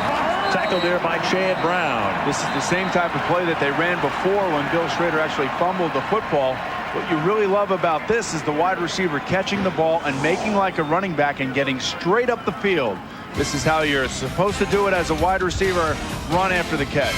Green Bay takes its first timeout. 1:16 to play. That's left at the 42-yard line. Here's Favre. Going deep, and it is incomplete, intended for Schrader, and Springs got back there to break it up. It's amazing. He threw that ball on a rope about 50 yards, and he tried to drive it in there. This is where Brett Favre is so dangerous, this part of the game. The 2-minute drill inside of 2 minutes, inside of a minute almost, and he will fling the football everywhere. And you can see right there that he actually has Schrader open. It seemed to me like the ball got knocked down by that swirling wind on that part of the field. Schrader does a nice job of becoming a defender at the end of it. You got to love that. Grabs the mask and on 2nd and 10 now from the 42-yard line. Favre under pressure, gets whacked as he throws, intended for Davis. And the crowd looking for a flag as Brian Walker came in and hammered him, and there is no laundry on the field. We talk about the different things that you can do to try to confuse Brett Favre, and the Seahawks are doing that on defense, bringing different blitzes out of the secondary. And this is what you would call a zone blitz, where he comes in flying by himself. And you can see number 68 right there. Mike Wall, the offensive guard for the Green Bay Packers, just turned his attention away from the blitz and tries to help the left tackle. And Brett Favre pays the price. 3rd down and 10 now. Favre has thrown for 146 yards and a half, more than half of that yardage, as there is a false start here. More than half that yardage on the one pass to Bradford. You know, it's only 14-7, and it's close, and I don't really know how many points you need on the board. 5 yards, repeat 3rd down. To keep Brett Favre from thinking that he can win the game. He's won 3 games, as you know, at the very end, close to the gun. We saw a shot of Ray Rhodes there on the side. You know, last year, he couldn't figure out whether a quarterback wanted to throw it or hand it off, and this year, here's a guy that just wants to throw it. And remember, he was in Philadelphia last year where there were no touchdown passes. Couldn't figure out who to put in at quarterback half the time. 3rd down and 15. There's a little dump off to Levens. Levens out of the backfield, and Levens turns what would have been no gain into a big gain, and very close to a 1st down. They'll spot it at the 32-yard line. Cortez Kennedy couldn't wrap him up. A missed tackle there, and now all of a sudden close enough probably for a measurement. Cortez Kennedy reads the play perfectly. He just doesn't shut the door and slam it down on Dorsey Levens. And we saw Dorsey break a few tackles before. And take a look at Winters, right? Actually, Marco Rivera pulling on Cortez Kennedy's jersey. But that's why Dorsey Levens is so good. He can break tackles and make plays. And Enough for a first down. Favre now escaping a would-be sack, and then is lucky it wasn't intercepted by the longtime 49er Merton Hanks. Brian Walker again on the safety blitz, leveling Brett. I watched a few of the games earlier this year here in Lambeau where they came back and won. And a lot of this is similar. It's eerie in the fact that, you know, he'll run abound back here. He'll be a little bit under control. You can see he avoids the tackler, but you cannot throw the ball against the grain like this. How lucky. That's about 4 times tonight. They could have had picks where they dropped the football. Second down and 10. Evans to the 31-yard line on a somewhat curious call. Third down and 9 upcoming, and a timeout is called by Green Bay. They have 1 remaining. Those numbers look a heck of a lot better because of 174-yard touchdown pass. I'll tell you what, there's been a lot of things happening on those 24 attempts. There was one where it wasn't an attempt, but he fumbled it. It just seems to me like, you know, Andy Reid is not here. He is now the head coach of the Philadelphia Eagles, who was his mentor, his go-between between Mike Holmgren and himself when he was on the side. He would come off if he made a mistake. He knew that Mike Holmgren was going to be all over him. But to put a fine point on it, take a look at that. The highest winning percentages when you combine the head coach with the starting quarterback, a minimum of 100 games, it would figure Vince Lombardi and Bart Starr on top, Tom Landry and Roger Staubach next, Don Shula, Bob Greasy, and then Mike Holmgren and Brett Favre, 74 and 35, 4th best of all time. Third down and 10 now from the 31-yard line. And Brett's pass is dropped by Schrader, slicing over the middle, drops it at the 23-yard line. It'll be 4th down, and you're looking at about a 48-yard field goal attempt. It looked to me like Schrader had his hands the wrong way. If he would have turned around and tried to snatch the ball instead of try to cradle it, he might have made the catch. And let's take a look at, he was wide open. And with this swirling wind here, Boomer, as we look at the play, they're going to probably, they are going to go for it. Ray Rhodes figuring he's got a better chance to make a 4th and 9 than a 48-yard field goal into that wind.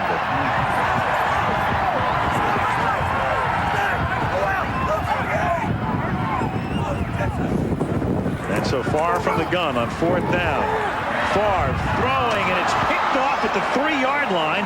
That's Willie Williams, who brings it back to the 5. In effect, the same as a punt. I mean, not a bad play. You're trying to make a play down the field, and you're right, it's just like a punt. But unlike a punt, at least you have a chance to try to make a play on it.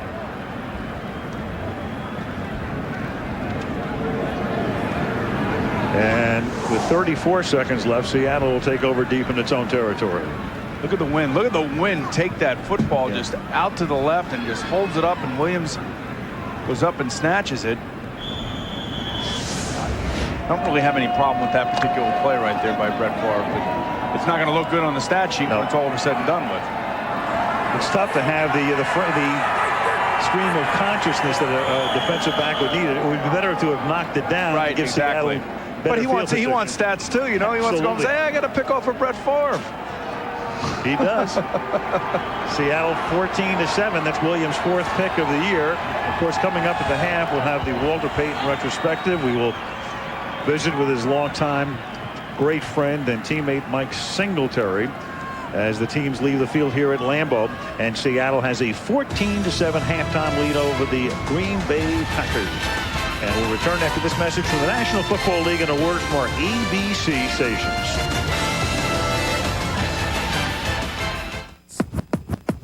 Football over.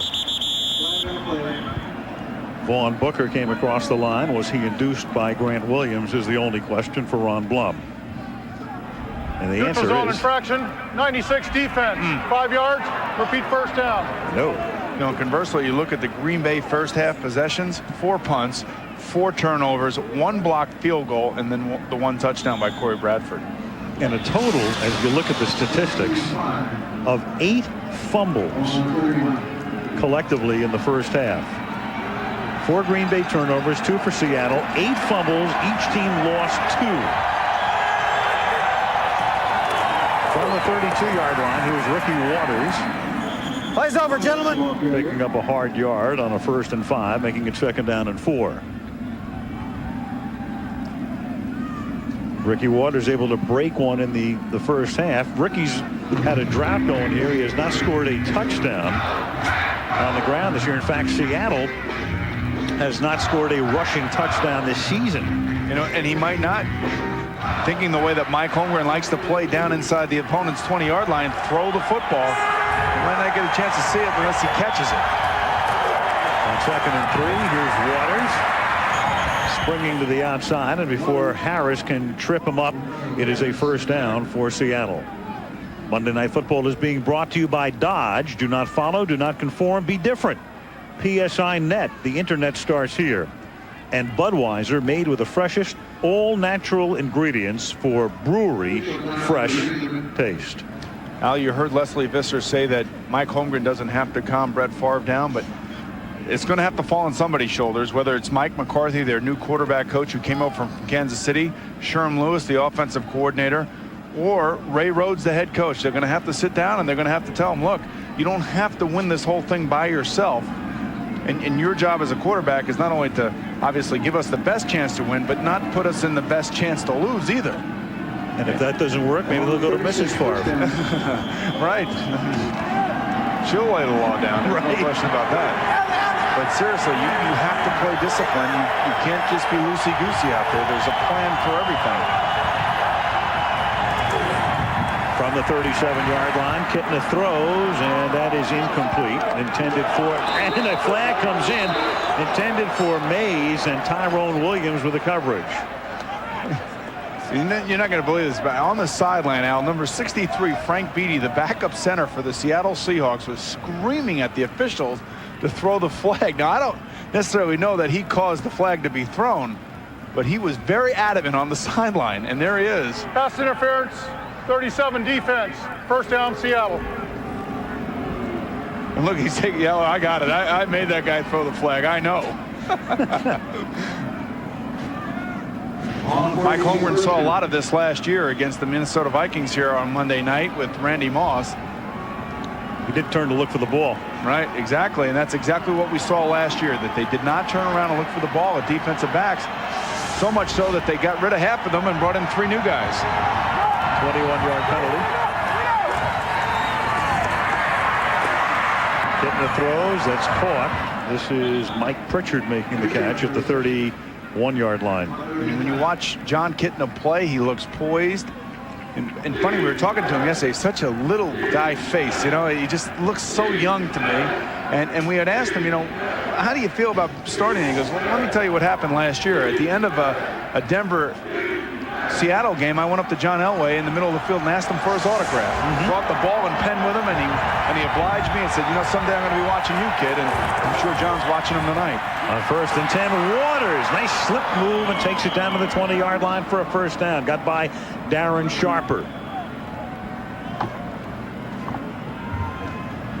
It looks like number 51, Brian Williams, is down, pointing to his knee. And he's a guy singled out by Rhodes yesterday when we asked him who's playing very well for you defensively. He's the first guy he mentioned. So this would be a huge loss. They let Williams freelance a lot. Good in coverage. Good on the pass rush. And right now down on the turf here at Lambeau. An injury timeout with 13:03 left in the third.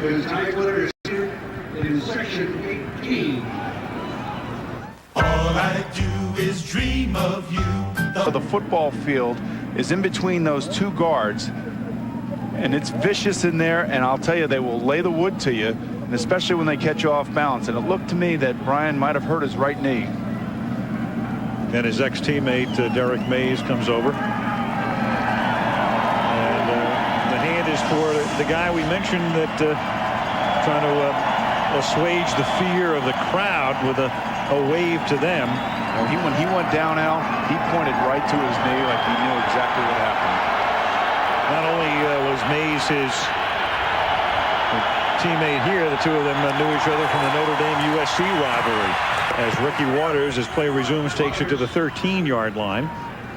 And you talk about all the ingredients for a big road win for the Seattle Seahawks. Well, it's turnovers by the home team. It's injuries that happen to the home team.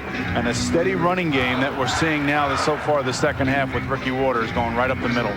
Jude Waddy comes in to replace him. And Waddy is a second-year linebacker out of William and Mary. And remember down here, Mike Holmgren likes to throw the football. We'll see if he abandons the running game to see if he can get John Kitna a touchdown pass. Waters to the outside, inside the 10, and Ricky diving for the end zone, but comes up just a little bit short.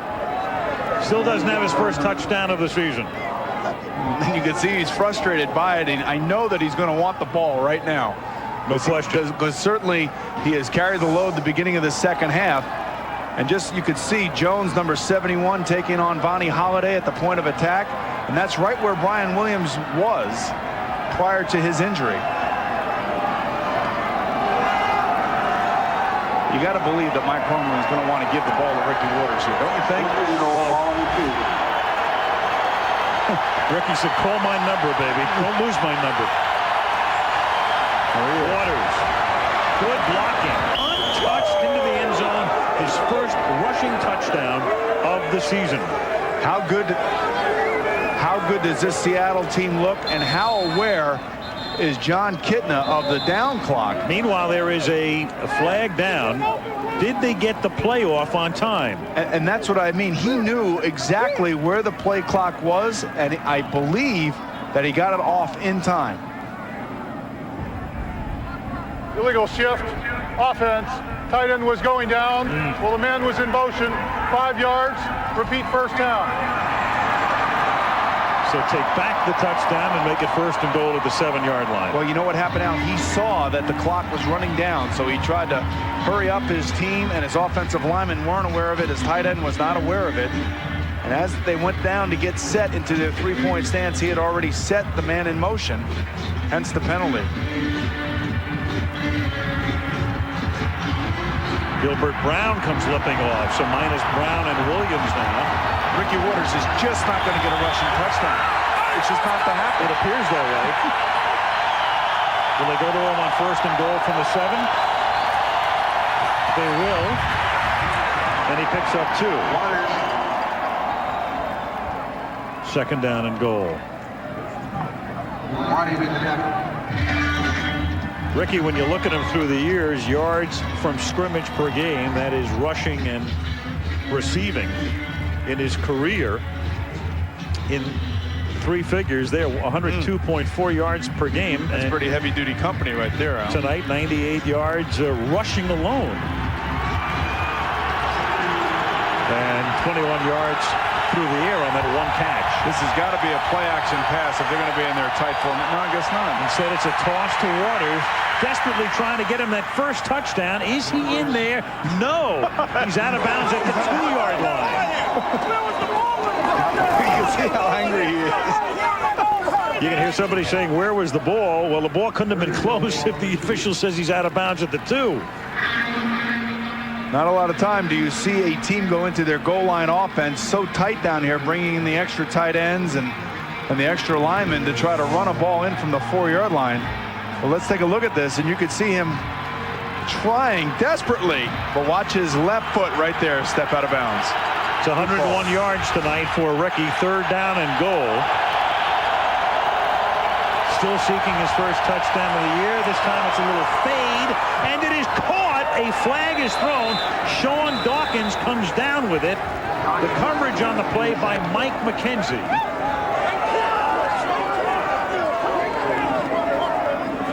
And they discuss it in the end zone, and the call goes against the Green Bay Packers. It'll be a touchdown for Seattle. If you don't in turn look for the ball. 34 defense. Penalties declined. It's a touchdown. You're going to be flagged. And again, remember, Al, last year we were here. Mike Holmgren saw this time and again with the Minnesota Vikings, and they take advantage of it again. Just throw it up and let your receiver adjust to it, and the defender has to turn around and look for the football if he does not want to be penalized. Nice catch by his left hand.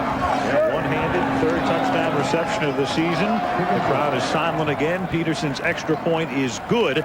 And all of a sudden, with 10:30 to go in the third, the Seahawks have come to town and lead the pack by 14.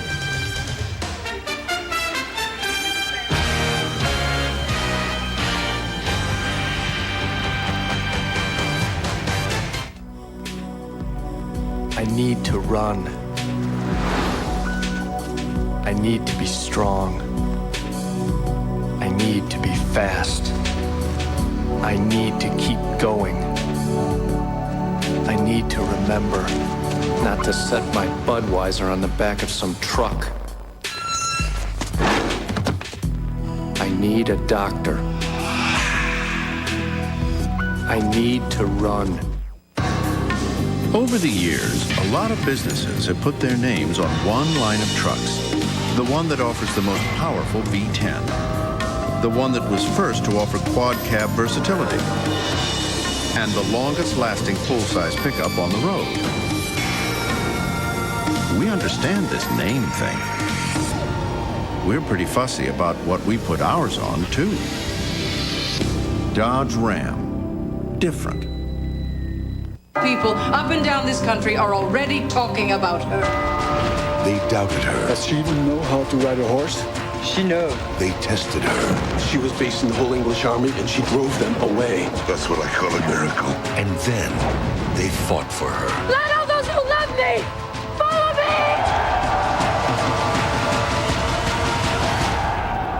me! The Messenger, the story of Joan of Arc. Rated R. Opens everywhere November 12th. This telecast is copyrighted by the NFL for the private use of our audience. Any other use of this telecast or of any pictures, descriptions, or accounts of the game without the NFL's consent is prohibited. John Kitna was telling us if he wasn't a pro quarterback, he'd be a high school math teacher, math major. And when you look at his numbers, not spectacular, but very efficient, and just like a math major. And the key right here, no interceptions, no turnovers, effective, solid. Mike Holmgren demands that of his quarterback. Somebody's going to have to demand that of Brett Favre. We talked about John Kitna being a math teacher. He's probably the only quarterback in the league that truly understands the QB rating system and what makes it work. Right. He is the AFC leader. His rating tonight for tonight's game is 118, which is pretty good. Well, a few more games like this, his long-term contract is going to look quite attractive. It's going to have a lot of zeros at the end of it, and certainly so. I mean, he seems to be a solid leader. His teammates respond to him. Talking to Glenn Foley, who is the backup quarterback for the Seattle Seahawks, he was telling me how bright he is and just how well he's taken to this offense. Todd Peterson with a short kick. It is fumbled. What else is new at the 15? Picked up by Desmond Howard at the 20. And he is corralled. That is Damon Parker back at the 16-yard line. Steve Wertmeyer, the special teams coach, not particularly pleased with that effort. A reminder, Enhanced TV, you can log on to it right now by going to ESPN.com or NFL.com. So, Al, if I'm Sherm Lewis, I tell Brett Favre, look, we don't have to get it all back this quarter. We don't have to force things. Let's just run our offense. Just be consistent. Follow your reads and go where the reads take you. 9 fumbles tonight. 4 of them lost, 2 by each team, and they begin by sending Levens right through the middle up to the 27-yard line. And as I said, Frank Winters told me before the game that Brett Favre, Frank Winters being the starting center, when he walks into the huddle, there's no panic. He senses that there's always confidence. That's what makes Brett Favre so great, that he can inspire the other 10 guys around him to make them believe that they can win every game that they're in, no matter what the score is. How could you not believe him? 3 times this year, he's done it in the last 2 minutes. 2nd down and 1. Favre will run for a first down as Sinclair chases him out of bounds. And he throws the ball to the ball boy. You gotta love it. I mean, he's got a smile on his face. He's playing. He's having a good time, and he's confident. And he's so sure of himself that if he makes a few mistakes, you know, it doesn't bother him. But I still believe somebody is going to have to hold him somewhat accountable for all of his mistakes, especially tonight. You have to sit him down and say, just follow it, calm down, and go where the defense takes you. Don't force it. Report on Brian Williams, a strained right knee. The Packer linebacker is done for the night. 11 up to the 39-yard line. This is exactly what Green Bay needs. Establish something on the ground. Try to find the open spot then in the secondary. If you try to stop the run game, they'll give Brett just that much more room to throw. You know, another reason that you're going to want to run the football here too is to kind of give your defense a chance to catch its breath on the sideline. And when you have a back like Dorsey Levens, it's amazing to me that he doesn't touch the ball more, but I know the situation that the Green Bay Packers are in when you have Brett Favre as quarterback. Levens again breaks a tackle. Dorsey looking very sharp in this series, and that's a first down up to the 46-yard line. Tackled there by Sean Springs. 8:45 left in the third.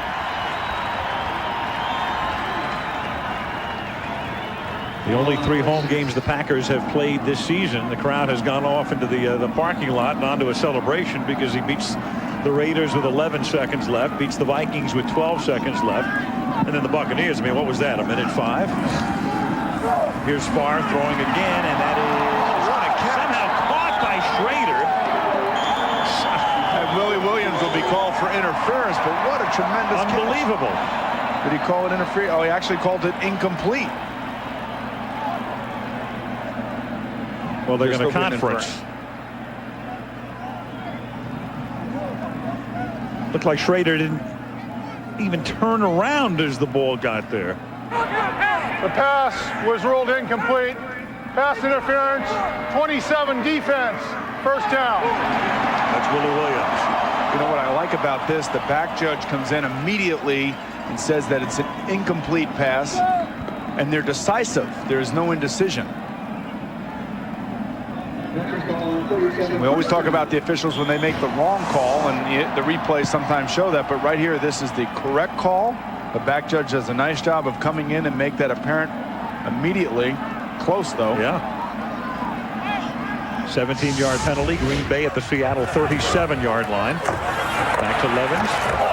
Probing that middle. That's Basil Mitchell, actually, as Levens gets a break. And then you've got a little altercation with Dotson getting into it with Joseph and Brown, precipitating a flag.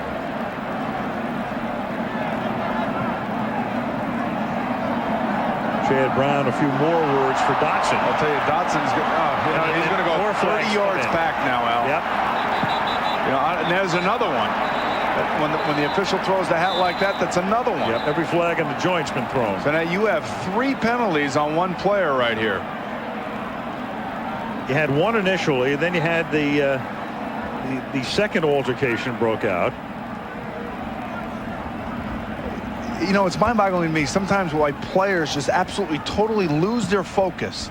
I can understand it maybe if somebody's going after your knee or something like that. But you could see right here Chad Brown antagonizing Dotson, and then Dotson 2 trying to be... personal fouls, separate incidents, both on number 72, offense. He's disqualified. He's thrown out. 30 yards enforced against Green Bay.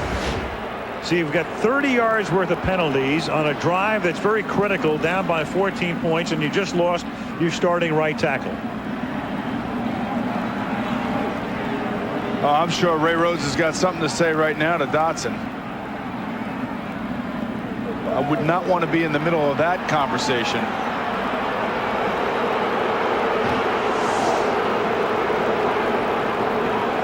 You know, there's all kinds of trash talking going on the field. This is nothing new. Sticks and stones will hurt my bones, but names will never hurt me, Al. Well, just walk away, man. Just walk away and be smart about it. There's no excuse. There's absolutely no excuse for something like that to take place on this football field, no matter what they're saying. And you could see Holmgren saying, "Throw him out, throw him out." And you wonder if Holmgren has told the guys, "Look, this guy's a hothead. We can go after him. We can get something going here." He would know.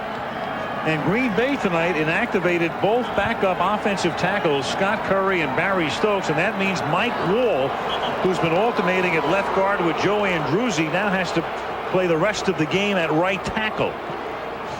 And this comes on the heels of Green Bay putting together by far its best looking running attack of the night. And so now he's got to go right tackle against Michael Sinclair, one of the best defensive ends in football. Not really where you want to be. And now on 1st and a mile after the 30-yard penalty, Favre goes against the grain, throws. It's caught up at the 40-yard line. Catch made by Schrader. And now they're saying no, he dropped it.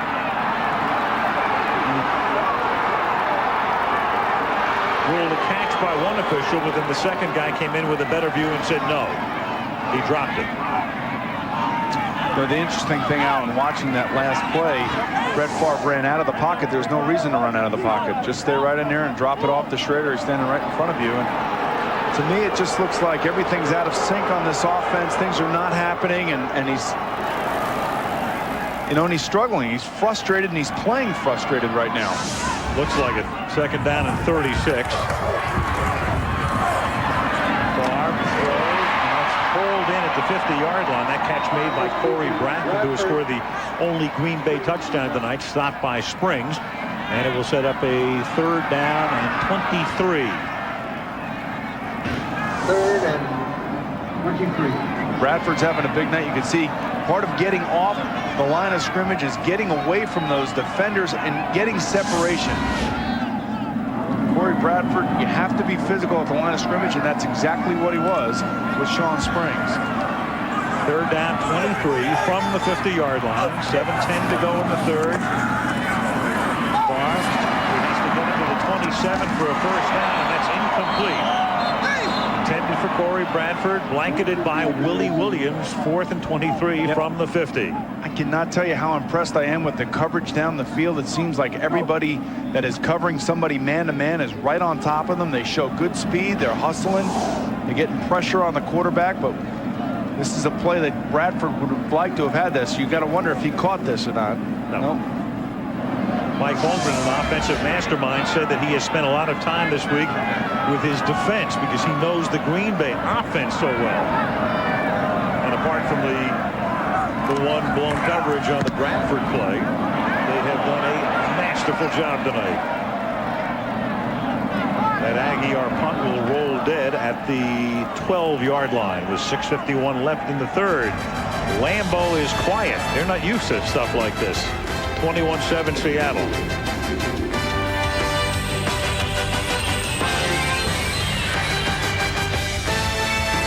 Super Bowls, beat New England in '96, lost to Denver in '97. And right now his team up by 14. The crowd vocal as Seattle starts this drive with a Ricky Waters 1-yard pickup up to the 13-yard line. Waters up and over the 100-yard mark tonight. Of course, Lombardi Avenue named a long time ago, and there it is, the intersection of Lombardi Avenue and Holmgren Way here in Green Bay. And he got a real nice ovation when he came out today. Yep. They know it. They know football here in Green Bay. Smart fans. He came here. He resurrected Titletown. That's what the Green Bay Packers are known as, or the Green Bay City is known as. And I think they truly believe that, you know, he had no choice but to leave. Oh, and when you know Mike Holmgren, he is one of the most engaging men you would ever want to meet in sport. I mean, he's almost, you know what he is? He's almost honest to a fault. Kitna taken down at the 4-yard line. He is sacked there by Vonnie Holiday.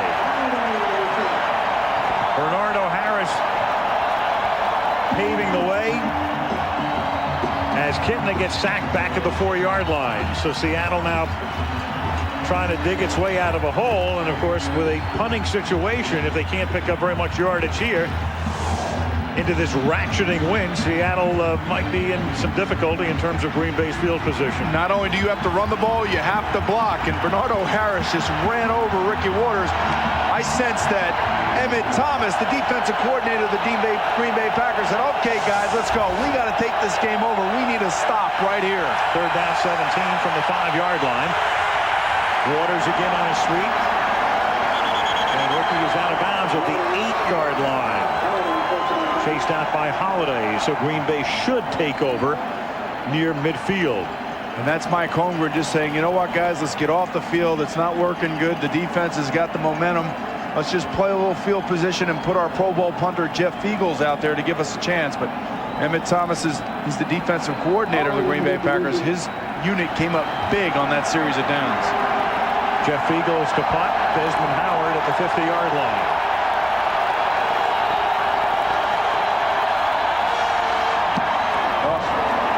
Terrible wobbly duck, but it gets a good roll. It's like hitting a drive on the ground and getting about 190 out of it, isn't it? Seen that before. You would know that, Al. Yes, I would. That's a 41-yard punt, or about the average distance of a punt. So much for Pro Bowl punters. Absolutely. 4:48 for the end of the third.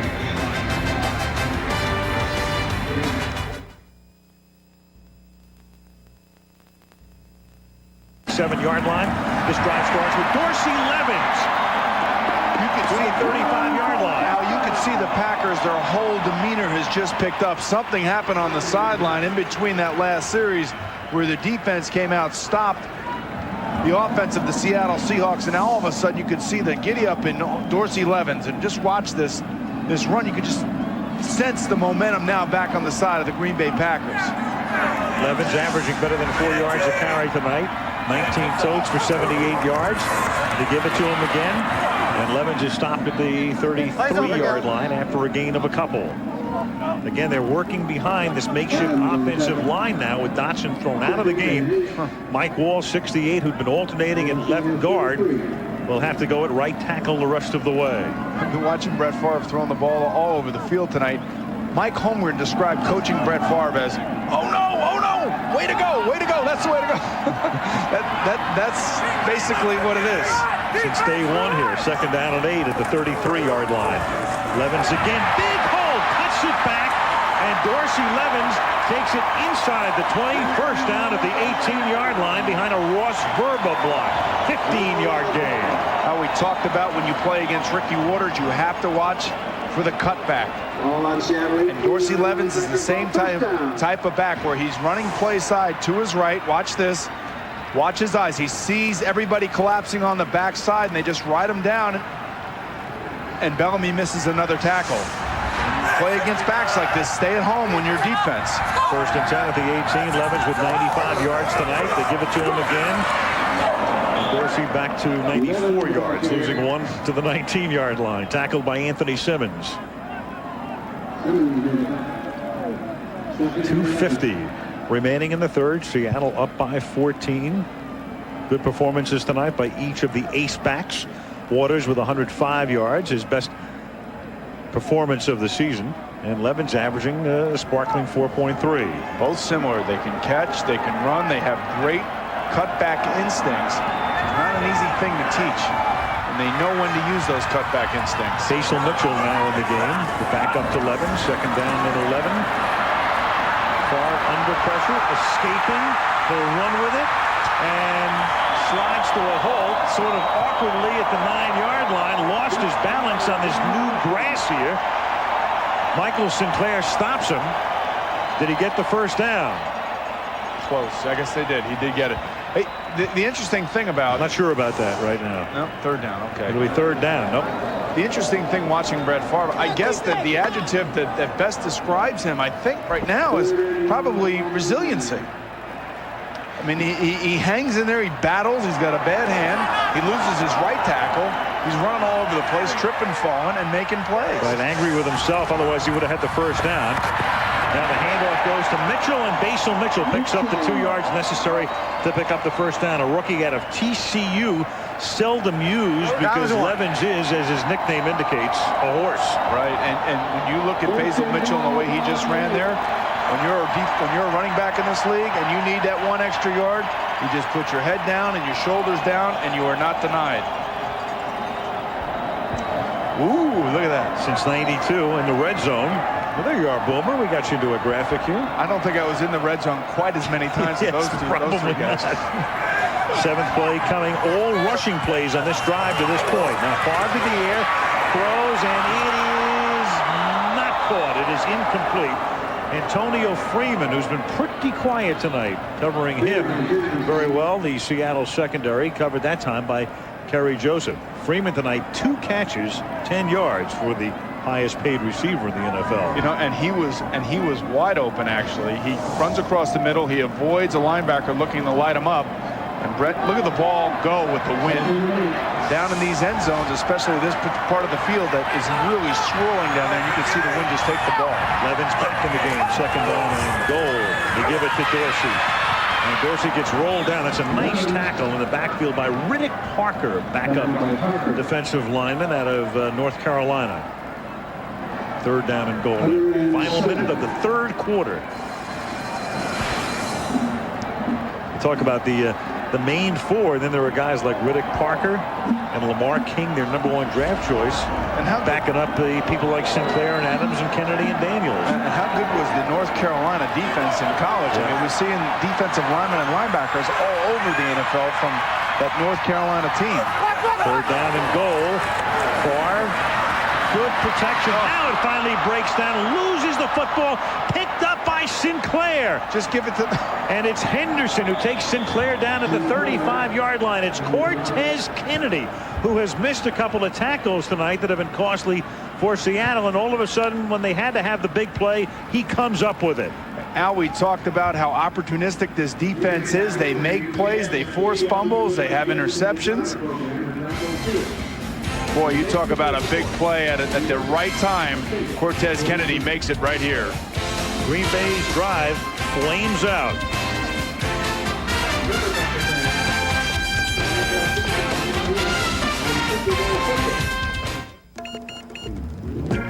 Sorry. Waning seconds of the third period here as John Kitna gives it to Ricky Waters, and that's a 2-yard loss.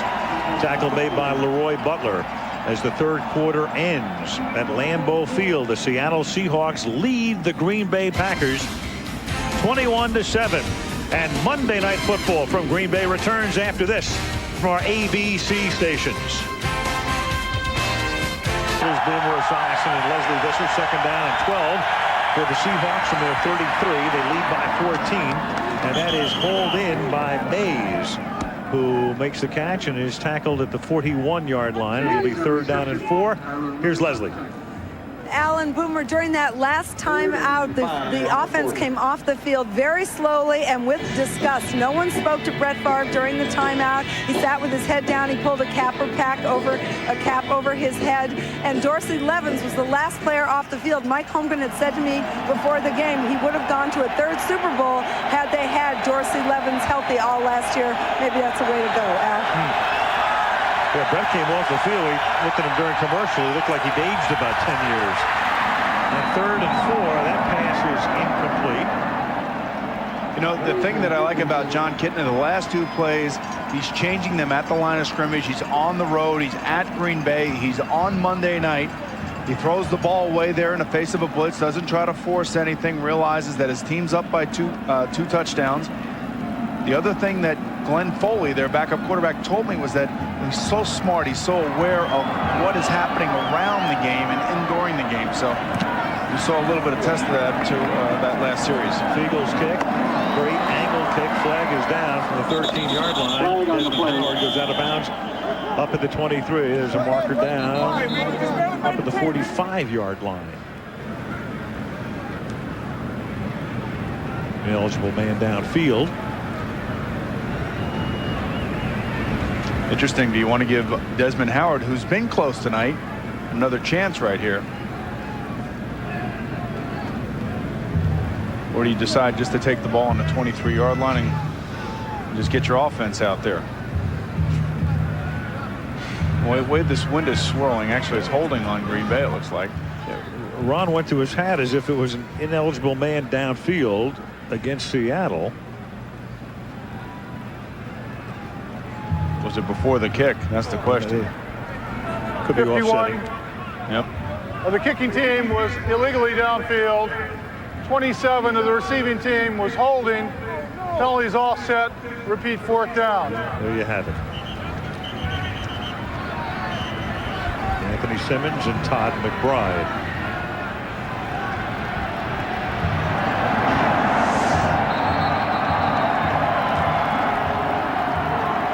I would say that would be holding, wouldn't you? Holding and tackling on Amon Green. Now holding is enforced from the spot where possession changed. The ball will belong to Green Bay. Okay, interesting. Oh,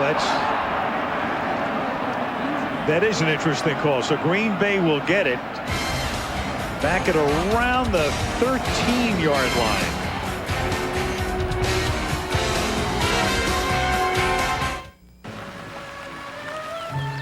Is there a problem? Favre, a 3-time MVP. It's been a pretty forgettable 3 quarters thus far. We had one of his worst games ever 2 weeks ago in Denver, where he threw a few picks that game, and then tonight, last week he rebounded nicely against San Diego, but his defense gave him 6 picks in that game. 45.8 quarterback rating. If you're a rookie, you get you benched. Levens. Out of bounds at the 11-yard line. Well, occasionally you'll have it a day or a night like this, but for Brett, this would capsulize it early on. The Springs interception, this fumble, another Green Bay turnover. Then Willie Williams gets into the act, making his 5th interception of the year. And then with Green Bay driving, it's Cortez Kennedy extracting the football. And it's been that kind of evening for the offense as a flag comes in for what will be holding, offensive holding. Dorsey Levens takes it up to the 14-yard line. And we talk so much about Mike Holmgren and what a great coach he is. And just think, if you're Ray Rhodes for a moment, you have to inherit this team and what Mike Holmgren has left behind. And there's a blessing when you inherit a quarterback like Brett Favre, who is great and is resilient. Holding 62 offense, half the distance to the goal, repeat second down. But there's also the tough stuff in terms of dealing with him when he's not playing well. And Mike McCarthy, their quarterback coach, is his first year here. Ray Rhodes has got to hold everybody accountable, including his all-time great QB and Brett Favre. Here's McCarthy, 2nd down and 12 now. The ball at the 6-yard line. Favre throwing it out here. That's incomplete, intended for Corey Bradford. But before Boomer started to talk about Mike Holmgren and being honest to a fault, even Mike admits when he goes back to last year, he played out the possibility of his leaving so publicly because he is honest. And let's face it, coaches can go one of 3 ways with what Mike did last year. Either they're very circumspect and evasive. Right. They can lie to you. That's another way to go. Just flat out lie, know they're going. Or like Mike, kind of not know what he wanted to do, but he's just so honest. He can't look at you and lie to you. 3rd down and 11 with the ball on the 6-yard line. And Favre's pass is intercepted again. Sean Springs. What a tremendous night for Springs with 2 interceptions and the blocked field goal run back for a touchdown. And Ron Wolf hasn't seen many nights like this, the Packer GM in Green Bay. Well, I think you got to go back to the drawing board and you have to go revisit your fundamentals. Now, certainly Brett is playing with an injured hand. He's also trying to do, obviously, too much. And you have to revisit the fundamentals. Standing back in the pocket, reading. He's looking left, trying to come back right, trying to look guys off. Freeman falls down on him.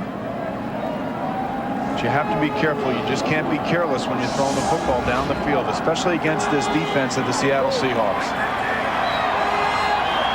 6 Green Bay turnovers from the 16-yard line. Ricky Waters plows his way to the 14, and it's a sight that's very unfamiliar at Lambeau Field.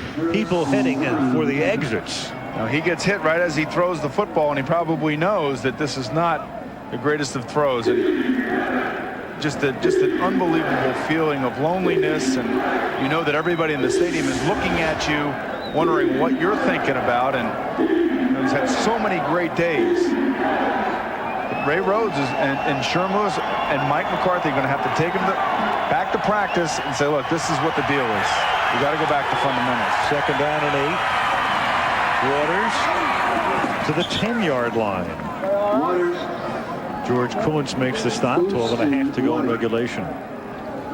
Sergio Garcia, Tiger Woods, and the world's best golfers in action. Season-ending honors at stake. This time, the World Golf Championships, the American Express Championship coming up this Saturday at 1 Eastern time. Tiger coming off another win. Season-ending honors? That's what I think Tiger's going to get all the honors. Yes. 7 wins? I believe he's clinched them. What a phenomenal year. Absolutely phenomenal. 3rd down and 4. Ball at the 10.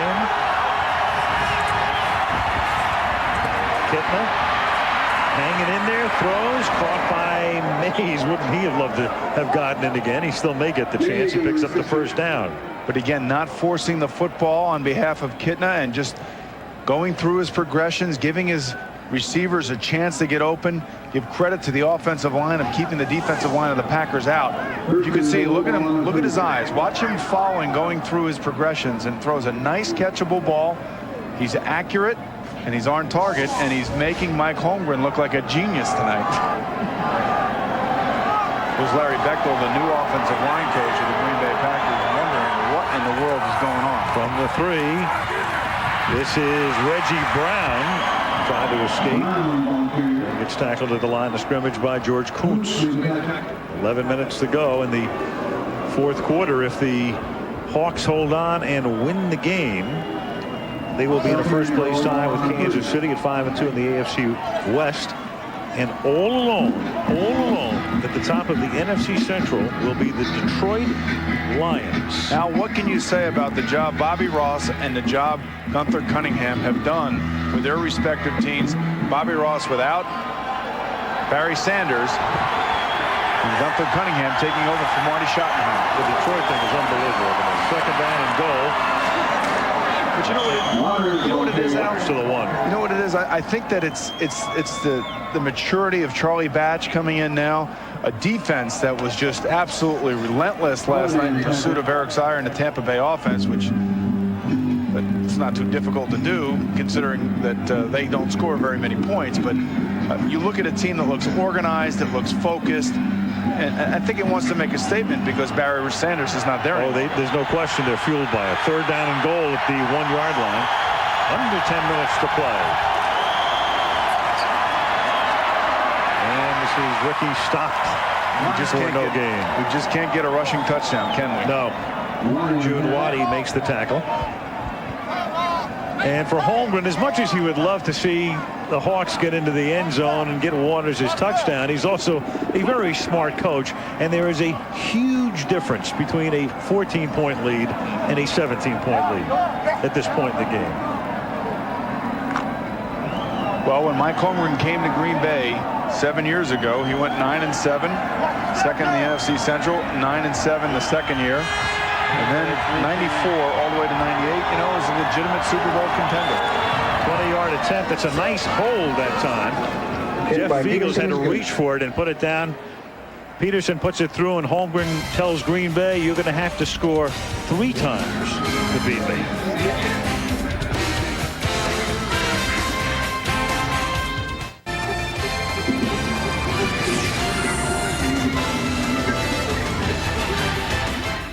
The year's most honored film is now on. The Green Bay Packers may need some analysis after this one, and they're at their 15-yard line. 1st and 10 as Brett Favre, down by 17, tries to mount a comeback, and that's knocked away. Intended for Antonio Freeman. Jay Bellamy knocks it down. 2nd down and 10. A reminder that you can tune into ESPN.com or NFL.com for enhanced TV coverage of tonight's game.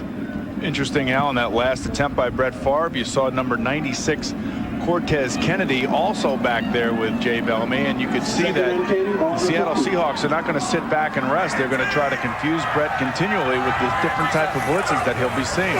2nd down and 10. Favre, and that one is intercepted by Merton Hanks at the 21-yard line, and he gets dragged down at the 16. 7 turnovers. Cortez Kennedy forcing the issue, got into the backfield, and the longtime 49er, a salary cap casualty more than anything else when he left San Francisco this summer, winds up with Holmgren in Seattle and picks one off here. Interceptions happen for a reason. Brett knows that Cortez Kennedy is breathing down. Merton Hanks is in the right spot. Again, what can you say? He's having an off night. The whole offense looks, with the exception maybe of Dorsey Levens, looks out of sync and just not in rhythm whatsoever. Merton Hanks, a spotlight performer on Monday Night Football. Merton has intercepted 9 passes in his pretty illustrious career. 1st and 10 at the 15-yard line. Favre has been picked off 4 times tonight. You can see John Kitna audibling at the line of scrimmage again. How impressive is this kid? He gets it off as the play clock ticks down and gives it to Ricky Waters. He's taken down by Darren Sharper at the 10-yard line. Ricky tonight with 24 carries and 116 yards. Leslie.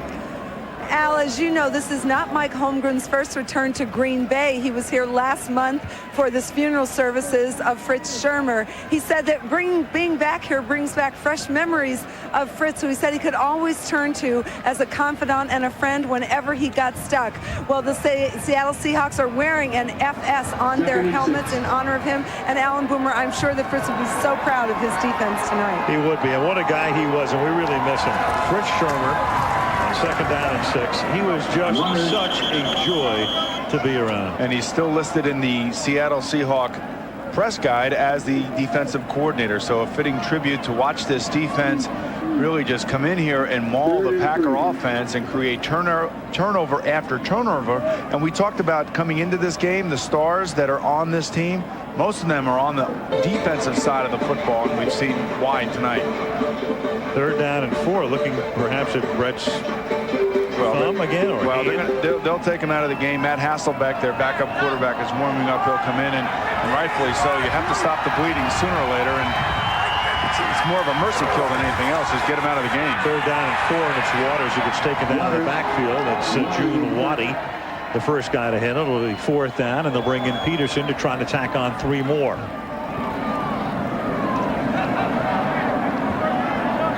Well, the Packers 2 weeks ago looked very ragged against Denver. Then they thought they'd righted the ship last week, going to San Diego and killing the Chargers. And now all of a sudden they have to wonder what in the world is going on as they brace for the Chicago Bears, who come in here next Sunday.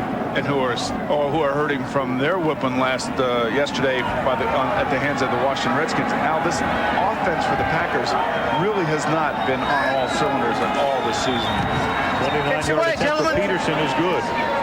It's been kind of floundering, and interceptions, turnovers, no running game. And certainly, you look at the scoreboard, you can see what happens. 7 turnovers tonight for Green Bay.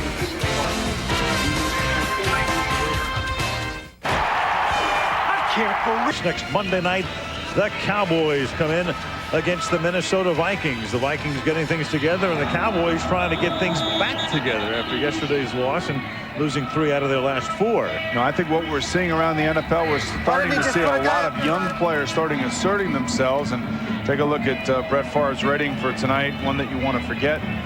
But you talk about Tennessee, Steve McNair is back. Eddie George looked good yesterday. Peyton Manning, Marvin Harrison, and Edgerrin James, the big 3 now in Indianapolis. Ball's rating not even as warm as the temperature. And this is Hazel Mitchell, who brings the ball back out to the 45-yard line for the Packers. 6:25 remaining in the 4th in Green Bay, where the Seahawks lead it by 20.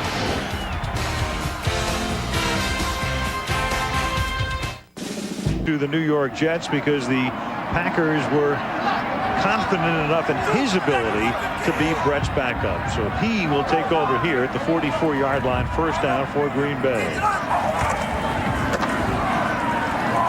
Hasselbeck's first pass is incomplete, intended for Freeman, covered by Willie Williams. Williams covering on the play. 2nd and 10 for This is actually Matt Hasselbeck running on the field, running over to Sean Springs, saying, "Hey, how you doing? How's it going? You're having a great game, Sean." Kind of strange right there. I wonder where they know each other. One went to Ohio State and one went to Boston College. Maybe he was saying, "Hey, Sean, you've picked off enough passes tonight. Enough already. Give me a break." 2nd down and 10 at the 44-yard line.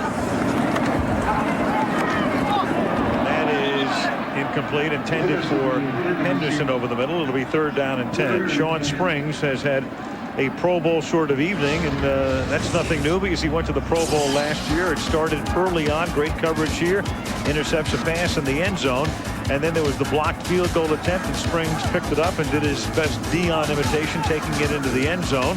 And then Springs with a pick here, deep in Packer territory. I think it's safe. That's one of the reasons that's the #1 draft choice from a couple of years back. And there's Brett Favre, and he can't bear to look anymore. A symbolic pose. 3rd down and 10 from the 44-yard line. Hasselbeck, his father Don, was a tight end for the Patriots years ago, intended for Davis, and that's incomplete. I would think it'd be fair to say that Sean Springs is player of the week in the AFC defensively, don't you think?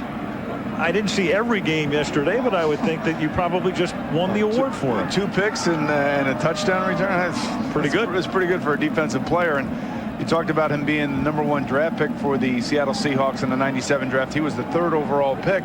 The 6th overall pick was their right tackle, actually left tackle, Walter Jones. So nice draft for the Seattle Seahawks in 1997. Here's Aguiar's punt. And it is dropped and then recovered by Seattle. It was Charlie Rogers who dropped it, and then Brian Walker alertly gets down there to save it for the Seahawks. With 6:02 left in regulation. Monday Night Football is being brought to you by the 1999 Pontiac Bonneville. Luxury with attitude. Valvoline. You can always tell the guys who use Valvoline. Bud Light, for the great taste that won't fill you up and never lets you down, make it a Bud Light. And Norelco, for an unexpectedly close shave, put it to the test. Well, if there's anything that we've learned tonight, is that Mike Holmgren has taken this team and he's given it purpose. He certainly has inspired it. And he said he's making a statement tonight. From the 12-yard line. Ricky Waters. Well, there's a reason that Mike Holmgren has, at the moment, the best contract among all of the coaches in the NFL. He has a billionaire owner, of course, Paul Allen, the co-founder with Bill Gates of Microsoft. They went out and gave Mike everything he wanted. And they had the opening day disaster against Detroit at home. But since then, going to be 5-2 after tonight, and without Joey Galloway as well. Yeah, he's without Joey Galloway. He's also without his Pro Bowl center, Kevin Glover. But they have not had a lot of injuries, significant injuries, and they've been lucky. This is a team that obviously can play defense and also score some points, which are hard to find, that combination in the NFL these days. This is Waters. And more good news for Seattle. They get to go home next week and play the Cincinnati Bengals. You're not still playing for them. No, we have Dallas and Minnesota, okay? So that's where we're going. Right. But no, I'm not. Cincinnati, there's some serious problems there. There's serious problems in New Orleans right now. You know, it's something where these teams have a huge hole to dig themselves out of. I don't know if either one of them can get out of their way right now. And the rest of the league, in the meantime, is upside down right now, because after tonight's game, you're going to have Seattle and Kansas City tied for first in the AFC West. And then when you look at the NFC, with Waters carrying out to the 23, I mean, think about this. Washington's going to lead the East. They were 6-10 last year.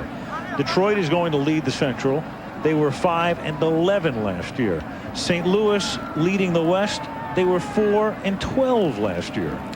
Well, what the NFL likes to do, Al, and you know this as well as I do, is that the formula for the schedules the next year, after you have a bad year, you should have an easier schedule, and it gives you a better opportunity to get back into the playoffs. And now with the salary cap and injuries and parity all throughout the league, the teams that did not have the good seasons last year are certainly benefiting from their schedules.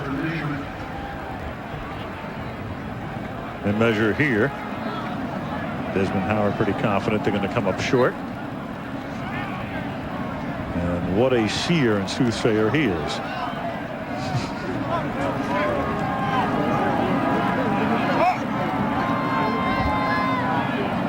Howard was the Super Bowl MVP. You'll recall he ran a kickback for a touchdown in the Green Bay victory, but then off he went to Oakland. And then back he comes, a guy they thought was going to be a tremendous wide receiver at one point. That never panned out. Some guys just don't get it. They don't have the instincts to play those positions. And one thing that's really remarkable about Desmond is just how good of a returner he is and how he understands to get his body in the right position and how to make guys miss. Why he cannot transfer that to wide receiver is beyond me. Never has been able to. Jeff Fiegels to punt.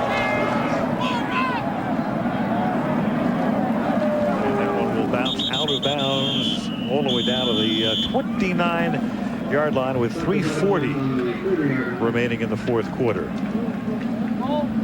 This week, they'll tackle the big issues on Politically Incorrect with Bill Maher. That's this week. Is that Costas? Yeah, he's on. How come you're not on with him? I want to know that. The battle of the network play-by-play guys. That would be unbelievable. He and I share the same political incorrectness. They didn't want duplicity. Oh, really? That's all I can think of. Weren't you guys in Basketball, that movie together? We certainly were. Bob started it, and I just had a cameo. You did. I would love to see you guys on that show. That would, I would pay $1 million. You would just to get $1 million from him. Sold. All right. 1st and 10 at the 29-yard line. Hasselbeck. And that is caught up at the 47-yard line by Corey Bradford for a first down. Of course, overshadowing everything in the National Football League today as you look at the Packers will go to their hurry-up offense down by plenty here at the 48-yard line. Overshadowing everything, the death of Walter Payton at the age of 45, contracting the rare liver ailment, and that problem exacerbated by bile duct cancer in recent weeks. And at the age of 45, he's gone. As you look at the record, 16,726 career rushing yards. I guess if Barry Sanders comes back, he would have a good chance to eclipse that. Walter with career combined yardage and carries, 10 seasons of 1,000+ rushing yards, 275 rushing yards in a game. An NFL record as Dorsey Levens takes it across the 50 to the 48. Levens, the ball carrier. Al, we think of Walter Payton as being a great football player and a hero to a lot of people who watched him and the way he played. But in death, he's also a hero because he brings to light the need for organ donation. There are 12,000 people on organ donation lists around this country. Walter was waiting for a liver and bravely got up in front of people and told them of his story, and it brought to light the need for organ donation. Second down and 5 is Hasselbeck. Gets pressured and gets sacked back at the 45, and that's Cortez Kennedy enjoying a big night. Well, you know, maybe he's the defensive player of the week, or maybe they're co-defensive players of the week. He seems like he's been all over the field tonight. Remember, this is a team that had 4 Pro Bowl players on the defense. And you could see by the way that they force turnovers, the way that they are offensive in nature when the ball gets near them. 3rd and 15. But they make plays in Michael Sinclair, Sam Adams, Cortez Kennedy, Sean Springs, Chad Brown, Willie Williams. I mean, this is some talented defense. The 4 went to the Pro Bowl last year were Brown, Kennedy, Sinclair, and Springs, and they went while representing a team that was 8-8. No play there because we have reached the 2-minute warning at Lambeau.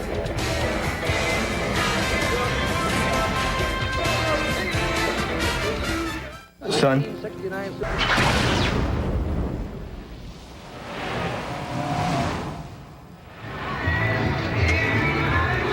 2 minutes to go. Big night for the Seattle defense. Cortez Kennedy just had his 3rd sack. He also has a forced fumble. He's the guy who came into the game with 2.5 sacks for the season. Well, he's had a monster game tonight, just absolutely running over the offensive line of the Green Bay Packers. Tez. There he is. You know, I can't believe that he's in his 10th year already. It's just amazing. I remember when he came out of college and he was just relentless early on in his career, and then all of a sudden just kind of like was there and was a good player. But again, a team of underachievers the last 4 years. Well, they're a team that have not been on Monday Night Football since 1992. In fact, only 2 Seahawks have appeared on Monday night in Seahawk uniforms, and that would be Cortez Kennedy and the guy standing right next to him, as if on cue, Michael Sinclair. Thank you, guys. Craig Janoff somehow able to bring the boys together. Well, Kenny Wolf and Craig Janoff bringing us the best pictures in all of sports television once again tonight. Absolutely.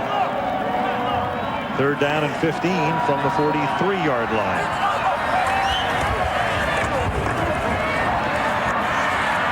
Hasselbeck throws underneath.